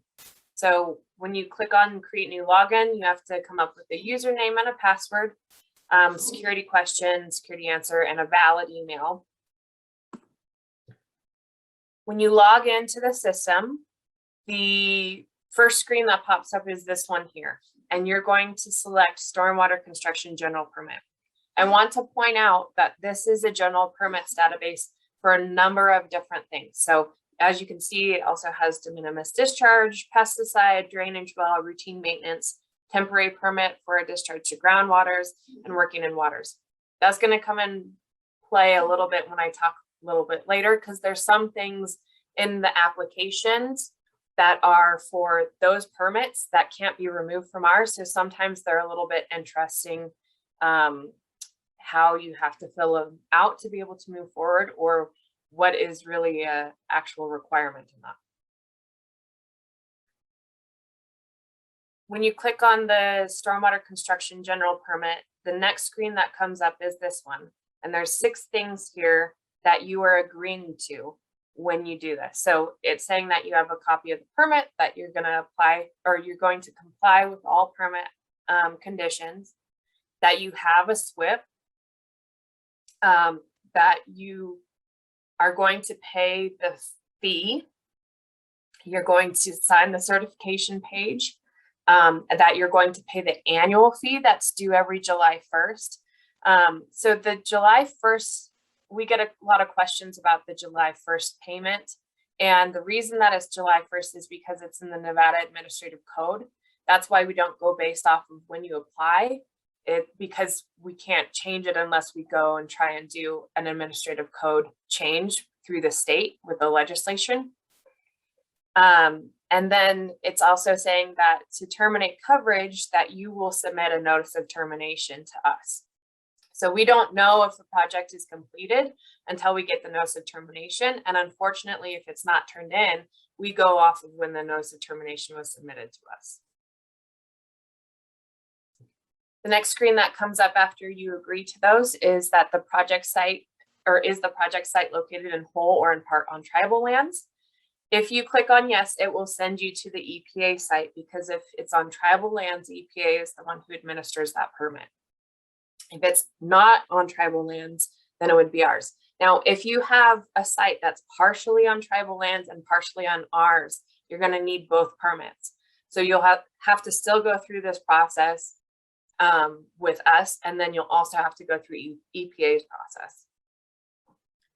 And then the next question will be, is this a new, continuous, or renewal permit? You're going to click new permit. The exception is if we have told you that we've renewed the construction permit, you'll click on renewal and we'll send out, when that happens, we'll send out all of the information of how to do a renewal.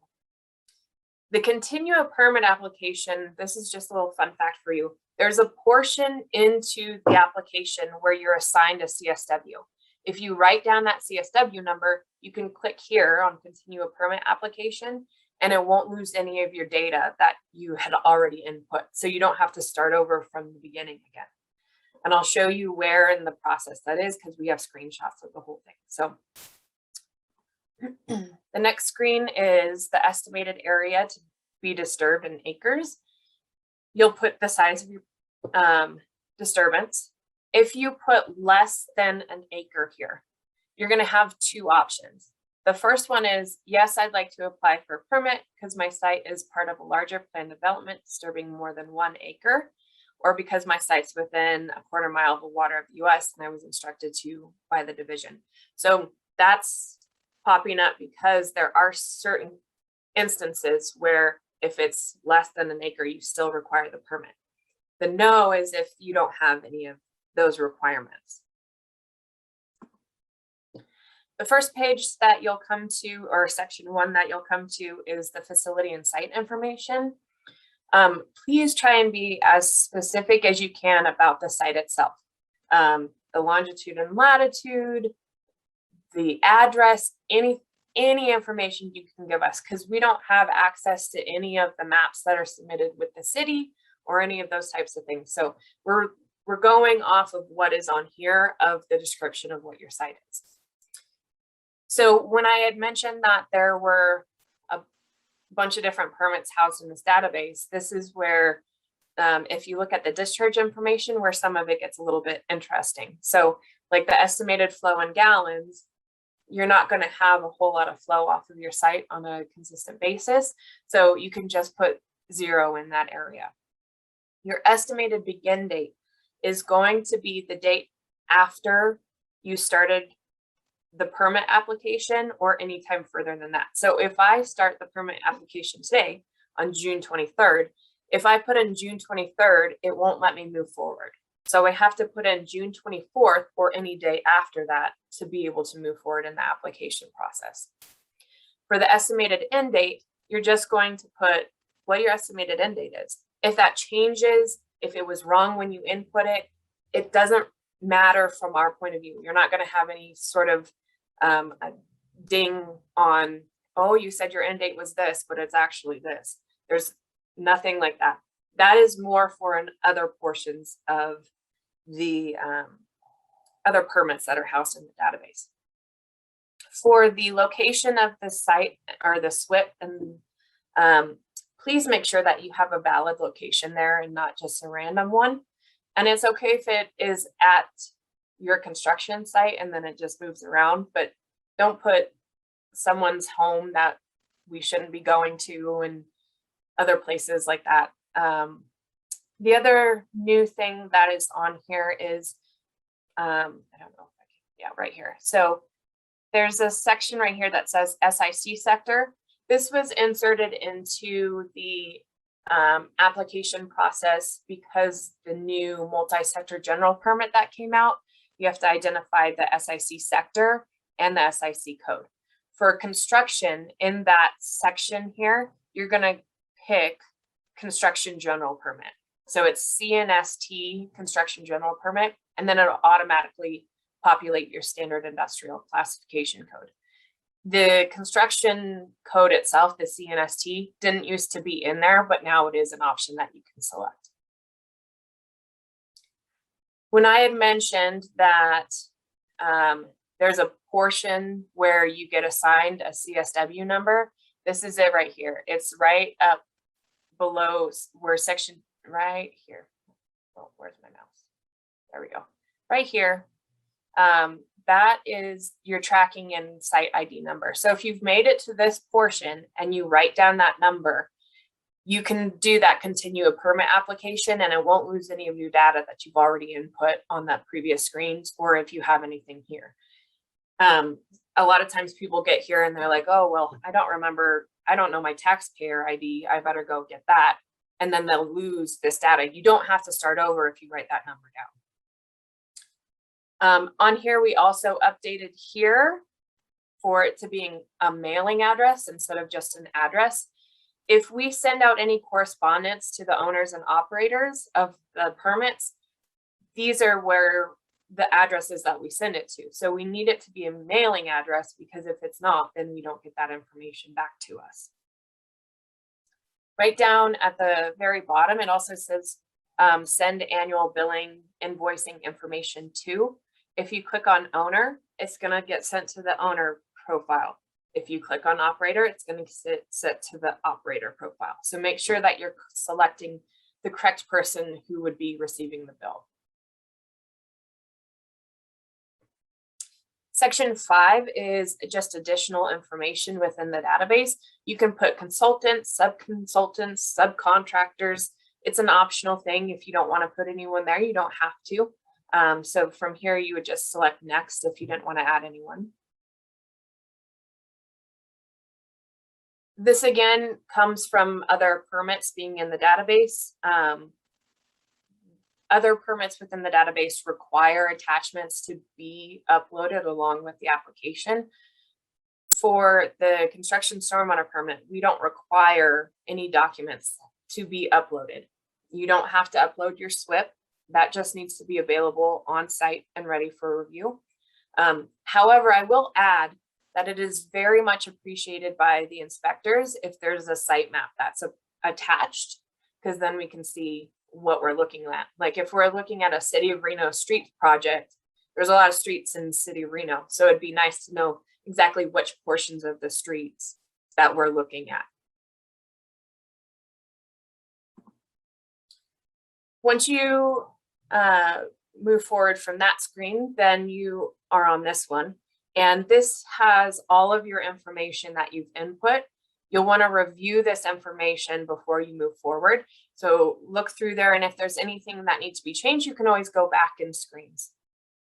There's a back button that you can use that'll allow you to get to that. If this all looks okay, then you'll click submit. Once you click submit, you cannot go back and change anything. So if you click submit and something you see later, like, oh, I spelled Mary's name incorrectly, you can't change it. You'd have to call us to change it. And when you click submit, then you get to this screen here. It says, please print your confirmation letter and then press finish. If you click finish before you print that, you won't be able to get to it either. And so if you click finish, this notice of intent, certification, or confirmation letter will not print out. You can't get to it. So you'll have to call us and say, hey, I need you to print that off for me and send it to me. Because this is the page that you'll have to actually send to us. So this is what it looks like. It'll have the owner and operator information. Up at the top, it'll have your CSW number. It also has those 6 conditions, or the conditions that you had agreed to when you clicked agree before you went in there. Those are listed at the top. It also lists that you have to mail this in with a wet signature and the $200 application fee. And it says where to send it to in the middle of the page there. The application fee can also, Michelle already covered this, but it can also be done via e-payments. And there's if you need help finding those links, I can help you with that, or Michelle can as well.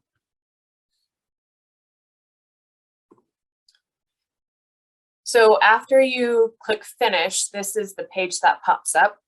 And on here, it says, please send $200, your confirmation letter and your signed certification letter to the Bureau of Water Pollution Control. The confirmation letter and the signed certification letter are the same thing.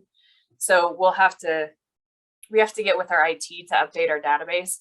So we'll have to change that, but it's just that signed page that we sent out, or that you printed out and are going to sign and send to us along with the $200 fee. I will mention, before you send us the signed NOI, you have to have a copy of it for your SWP. So make sure you make a photocopy of it and put it in your SWP. And then remember to send us the wet signature and not the signed, the photocopy one.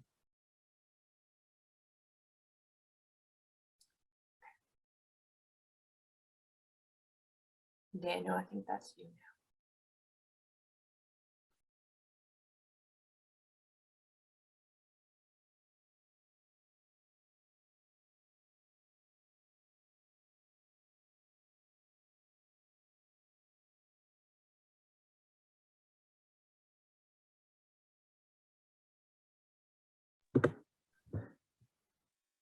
All right. So we this presentation slips in the a little bit more site inspection information in between the NOI and then the NOT information. So in about 5 slides, Michelle will be talking about the NOT, much like what Christy just went through, which is really valuable information. We all know how annoying it is when those forms don't really work for you. So when I get a replay of this video, I think I'm going to have that certain portions of it bookmarked, or yeah, I'll bookmark it somehow with a timestamp so that can be viewed, because it's just such useful information. So thank you, Christy. You know, Chris spoke about inspections throughout his section, and so I'll just reiterate a few things here. The site inspections that you're supposed to, once after you got your NOI going and approved and you're starting construction, then you are obligated to do your own site inspections. I've done these myself when I was an engineer for a small firm in wine country, Northern California, for a couple of months, for about a year. The minimum frequency of site inspections are going to be weekly. So, you need to do a weekly walkthrough, but if there is a storm coming up, then you've got to get that inspection done before the storm. And then within 24 hours after the storm is created, runoff. And so if you have a 5-day storm, which doesn't exist too often here, but it can, every day that there's a storm event, you'll need to be performing these inspections. So now that said, the inspection frequency can be reduced if there's a couple of situations. If a site is covered with snow, ice, or the ground is frozen, and so there's really no way that that runoff would occur. But that said, as soon as the snow starts melting, then you're going to have a big runoff, and so that's important to remember, to make sure you inspect your BMPs before that snow is running off. You can also, there's also the situation where a disturbed area of a site is temporarily effectively stabilized, then that area will not need to be inspected as frequently. And then, of course, if the land disturbing activities are suspended, then discharges are unlikely, then the inspection frequency can be reduced.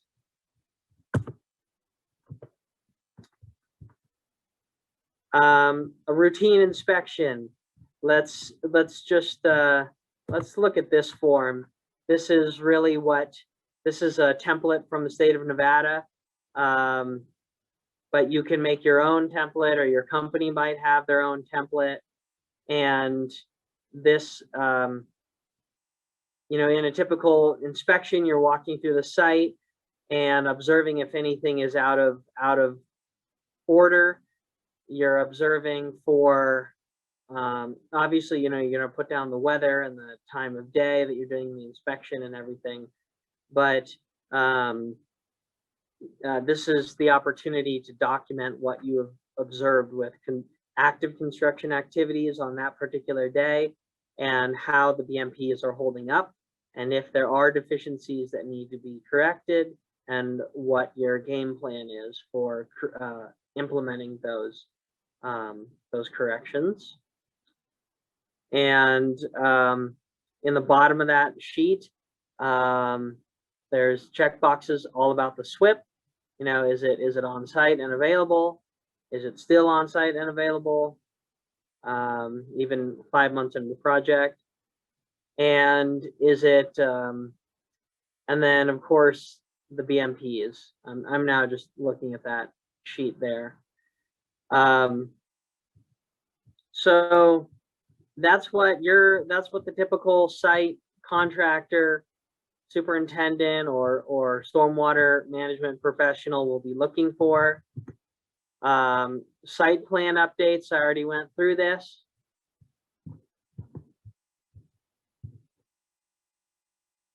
This is a great example of when a silt fence has been removed and reinstalled, or an area was stabilized. This map shows dates that these modifications were made. And so those are the inspections that you would be performing as a contractor, and then the inspections by the government entities involve both NDEP inspections, which have already been described, as well as City of Reno, Sparks, and Washoe County. And we have inspectors on this training. Really glad you guys are here. Thank you. Who go out here and do this all the time and are making sure that we're keeping our water safe, and that that all these construction sites are in compliance. So thank you.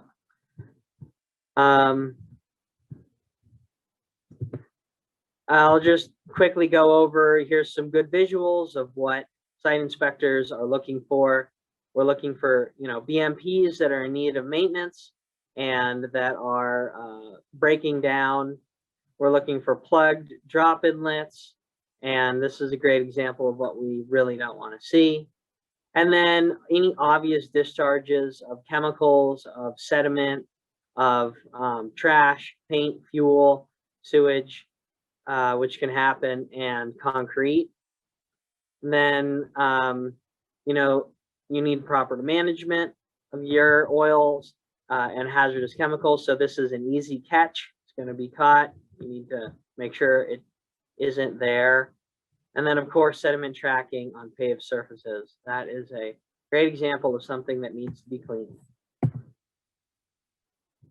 And then how do we respond to deficiencies?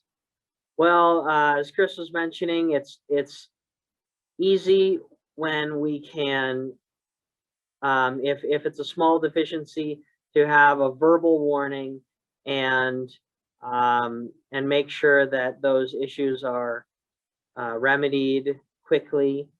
But as things get more serious, a notice of violation can be issued, and in that process, a timetable is set for compliance. As Chris mentioned, it needs to be fixed as soon as possible, or within 7 days, or before the next major storm event. And if things aren't going well, then in really bad circumstances, there's the cease and desist order, or an enforcement action like levying fines, or even escalating the situation to state authorities. And we don't ever want to get to that point, right? I had mentioned a long while back that there are many ways to report illegal dumping, whether it's on your site, or more likely if it's on somebody else's site that you observe, or in public, your neighbor, down the street, upstream of a place where you and your kids like to play in the water. So these are some phone numbers for Washoe County, Sparks, Reno, and NDEP. And also share that this isn't like a complete list, and that tmstormwater.com website again has really has even more comprehensive list for what to call, who to call if it's middle of the night, or depending on exactly where this issue is. And I will stop my, I'll let you just start your presentation, Michelle, and it should pop right over to you.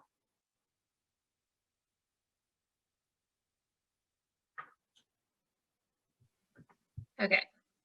Can you see my screen now? Yep. Okay.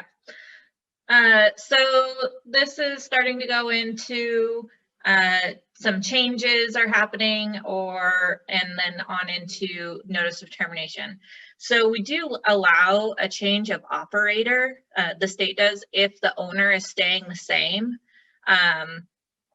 In order to change the operator while the owner stays the same, both the owner, the current owner, and the new operator must submit a letter on company letterhead to NDEP indicating the change. So the owner should send a letter saying, I'm removing this operator, whoever the current operator is, and replacing them with this new operator, and indicate who they are, what their contact information is, and who the billing is going to be going to, either that new operator or the owner.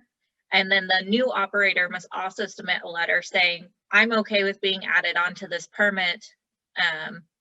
And when that happens, once we get both those letters, then we will remove the old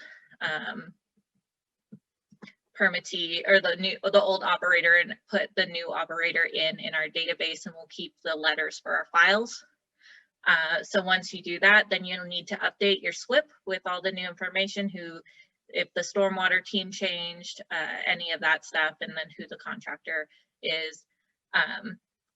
The contact information on the site signage, if that was somebody from the old operator, that needs to be updated to the new operator as well, so that we can still know who to call and the public can know who to call for stormwater issues. And then we'll update the database, removing the old operator. If you have a change of ownership, that has to be handled differently. The new owner needs to fill out a new notice of intent, and then the old terminating owner will terminate their permit coverage. Okay. So change of owner, like I said, current owner must write a letter to the new owner. So this is in the permit. This is a permit requirement, informing them of the need for coverage under this permit. And then, so you send that to the new owner. A copy of this letter needs to be sent to NDEP. And the new owner must apply for coverage at least 14 days before taking control of the operation. The current owner, after the new owner has applied for coverage, you need to submit a notice of termination within 30 days. And on that notice of termination, you'll let us know what the new CSW number is so that we can compare them, and it makes the NOT process a lot easier. You'll update your SWP and site signage with the new CSW number and contact information.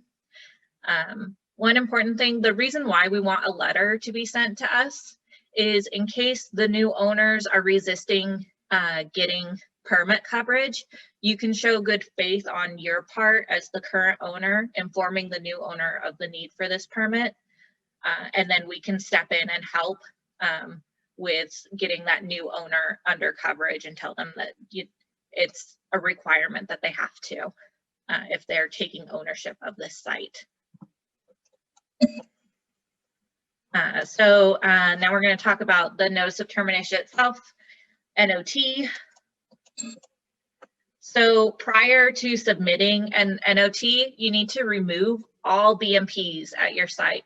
That includes silt fencing, stakes, wattles if they're not on a slope, all that kind of stuff. Grade or remove accumulated sediment and dispose of off-site. BMPs, if left in place, if we see a rock bag, if it's something simple, we'll probably call you, and once we get the NOT, call you and tell you, hey, there's still fence out here, remove it, take pictures, send it to me so that I know you removed it, and then we'll terminate. we'll do that, but it's easier if you just remove all of that in the beginning. And that includes rock bags and stuff too. If we see rock bags, we'll also call you and we will not terminate until you remove that, because we don't want to leave just trash. For any bare soils that are left over, you need to stabilize these with either non-vegetative cover, so that's rocks, DG, mulch, stuff like that, or you need to seed it, and the seed must germinate before we'll terminate it. And the revegetation requirement is that it has to be 70% of what was there previously. So, and that's over the whole site. We'll make a call on that. If you take pictures beforehand, it can really help with that, with determining what 70% cover is, especially if you have areas that are really bare in vegetation before you start. That's really good information for us to have, because otherwise we just have to go off of what the surrounding areas look like or what we can see on like Google Earth photos, and those aren't always the most up to date. You're going to stabilize culvert inlets with vegetation and rock, grade any visible gullies and rills, remove any debris, brush, trash, sediment that could clog inlets and culvert pipes. If you have erosion control blankets, make sure that they're installed properly. Remove loose exposed material. You're gonna want to replace rock washouts or fluff them if they need it, fill grade, add rock riprap to eroded areas, and fill in and grade and stabilize temporary sediment traps and basins. If all of this is not done, if we go out, we will deny your notice of termination. You'll have to go out and fix it. So the actual process of terminating, you will file a notice of termination form. You can do this online. We have a DocuSign form that our website will link you to, or you can send in a signed hard copy at the moment. The hard copy will be going away soon with the e-reporting rule, but as of right now, you can still send in a signed hard copy. The DocuSign goes immediately to us, and if you haven't heard anything in a month or two from us, then you can contact us to see if we got the NOT in the first place. We inspect 100% of all NOTs. So we will go out and physically check and make sure you're meeting the stabilization requirements as outlined in the permit. If we do not think that it meets our stabilization requirements, we will send you a denial letter telling you why it does not meet the requirements, and the permit will stay active in that case. So you'll continue having to do inspections and owe fees and all of that stuff. If we do approve it, then we will go into our database and terminate the permit. We normally don't notify you if it's approved, just because we get so many of these during this time. But if you want to know, you can look up on the Gen Permits database and look at your permit number to see what its status is. And you can also give us a call. We're fine with that. Can I jump in real quick, Michelle? Yeah, absolutely. If you send in a DocuSign or you submit a DocuSign online, you don't have to then send like mail in the same exact DocuSign. Just we'll get the DocuSign. Just keep that for your records in case something happens where we don't get it, which sometimes happens, but you don't have to then mail that in to us also. We don't need duplicates of it. No. And if you're afraid we didn't get it, you can always call and ask us instead of just sending in another duplicate. If you do work in the Vegas area as well as up here, Vegas does tend to be further behind on their NOT inspections. It does take them longer to get to it because they get about twice as many terminations as we do. And for all of us, majority of our terminations come in during the month of June. So we can get a little backed up during this time because everyone's turning in their notice of terminations before June 30th. to try and avoid paying the next year's fiscal year fee. Do not turn in an NOT though if you aren't actually done, because it will just make us have to write a letter. You'll still owe the fees. So actually make sure that your site meets the requirements before turning in a notice of termination, please. So this is what the form actually looks like. It's the same for both the hard copy and the DocuSign form. It has a section for filing an NOT in case of a change of ownership or operator, in which case on the back side of this, it has a section where you'll fill in who that new owner or operator is and what their new CSW number will be. For the second question, have all operations associated with this permit been terminated in accordance with the applicable permit conditions? That should be a yes. But also if you're doing DocuSign, if you have notes that you want to let us know something special about the project, maybe it has a gate code that we'll need, or we'll need to call somebody, you'll need to click no there in order to fill in anything, and that's fine. We like you to put in notes if there is anything special we need to know about it, or if it's a place that's hard to find, because a lot of times we have projects out in the middle of nowhere and they'll just say like, oh, it's 69 miles out of Carlin. That doesn't help anything. So if we can get more detail in this notes section, that'd be great. You'll put in your CSW number, the date of termination. That doesn't matter so much for us. You can put in when you finish the project, but what matters is when we receive this NOT form. As long as we receive it before June 30th and the NOT is approved, then you won't owe the next fiscal year fee. If you finish a project, you forget to turn it in, it's July 3rd, you owe that next year's fiscal fee. It's in our regs. There's nothing we can do about it. That's just how it is. So remember those dates because our fiscal year does start on July 1st. If you turn in an NOT, even if it's like 1 day late, you will still owe that fee. And we'll let you know if you are backed up on fees. We also won't terminate even if the project is done if you owe back fees, but we'll let you know in that case. For the site owner operator information, this is really important for us too. It tells us who we can call or email with questions. A lot of times these projects have been going on for years. The context might have changed from what we have in the database. So this gives us up-to-date information on who to call if we have questions. This is the backside of the form where you fill in the new owner operator information, and most importantly, your facility and site location information. So this is where is the actual site. Maybe when you started the project, it didn't have a real address yet. Here you can put in a real address, APN numbers. You only have to provide us with one APN, which is good if you're doing like a housing development and you have like hundreds of them. You need to put in at least one there.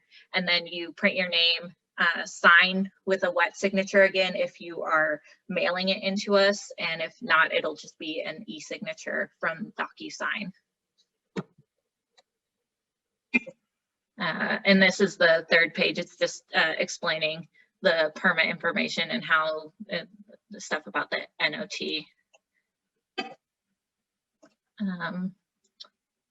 Yeah, so that's it for notice of termination. Daniel, do you want to take it back?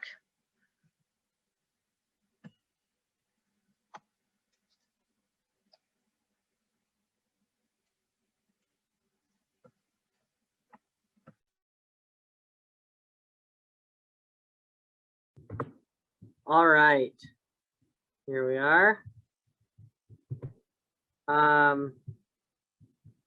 Yeah, so we're nearly at the end of our presentation.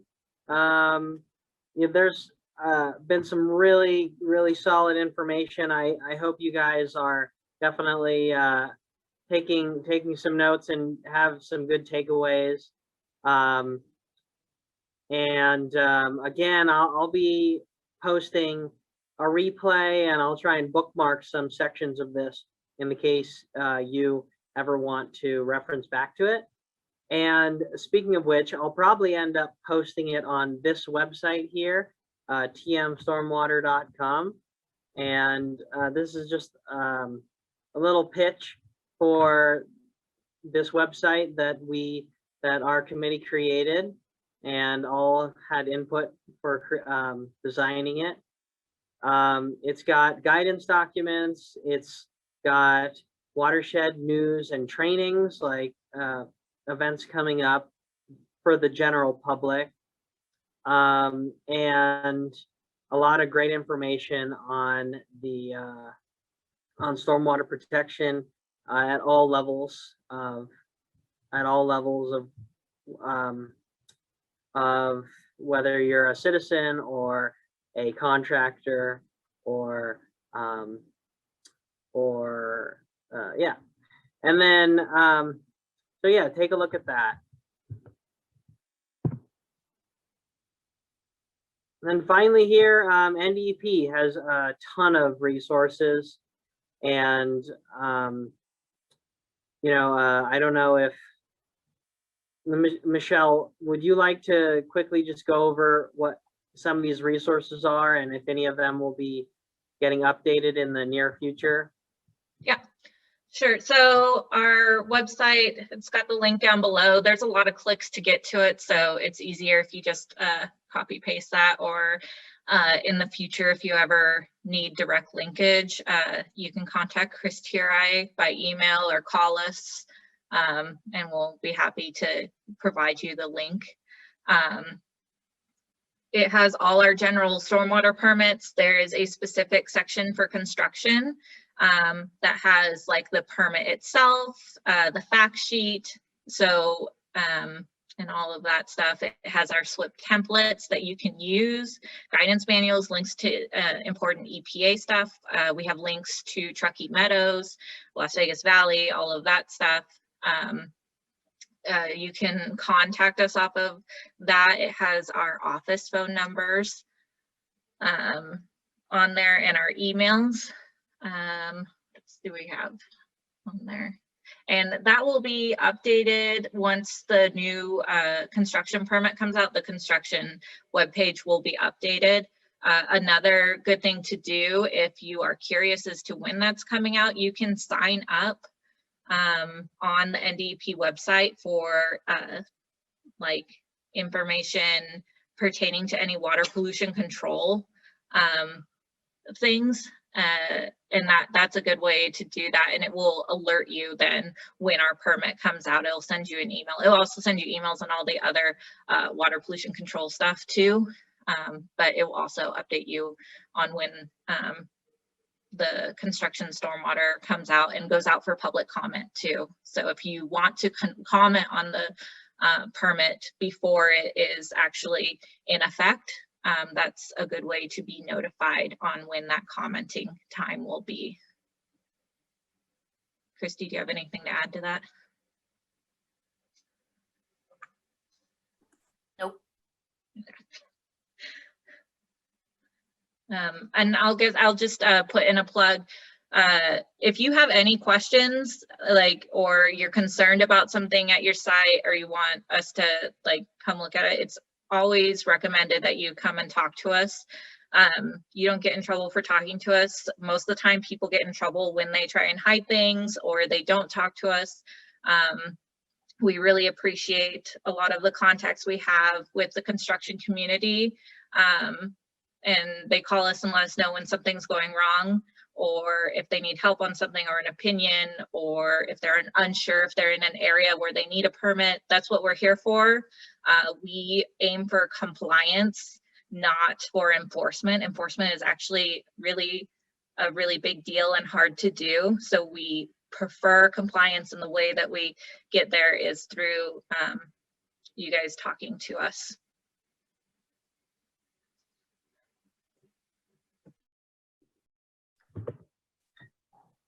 Thank you, Michelle.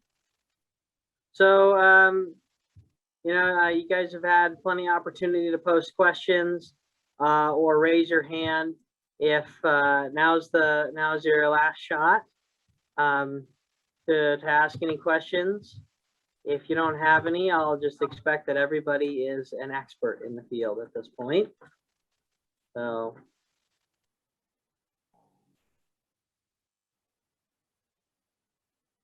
We want to thank you guys for being in attendance and helping do your part, whether it's on a personal level or at your own construction site, on keeping the Truckee River clean, keeping keeping within stormwater compliance, respecting the rules and regulations as much as you're able. And so we'll look forward to seeing you folks out in the field and at future trainings. And again, you have all of our contact information. So yeah, we look forward to being in touch. Thank you everybody for posting. So with that, I'll just end this presentation.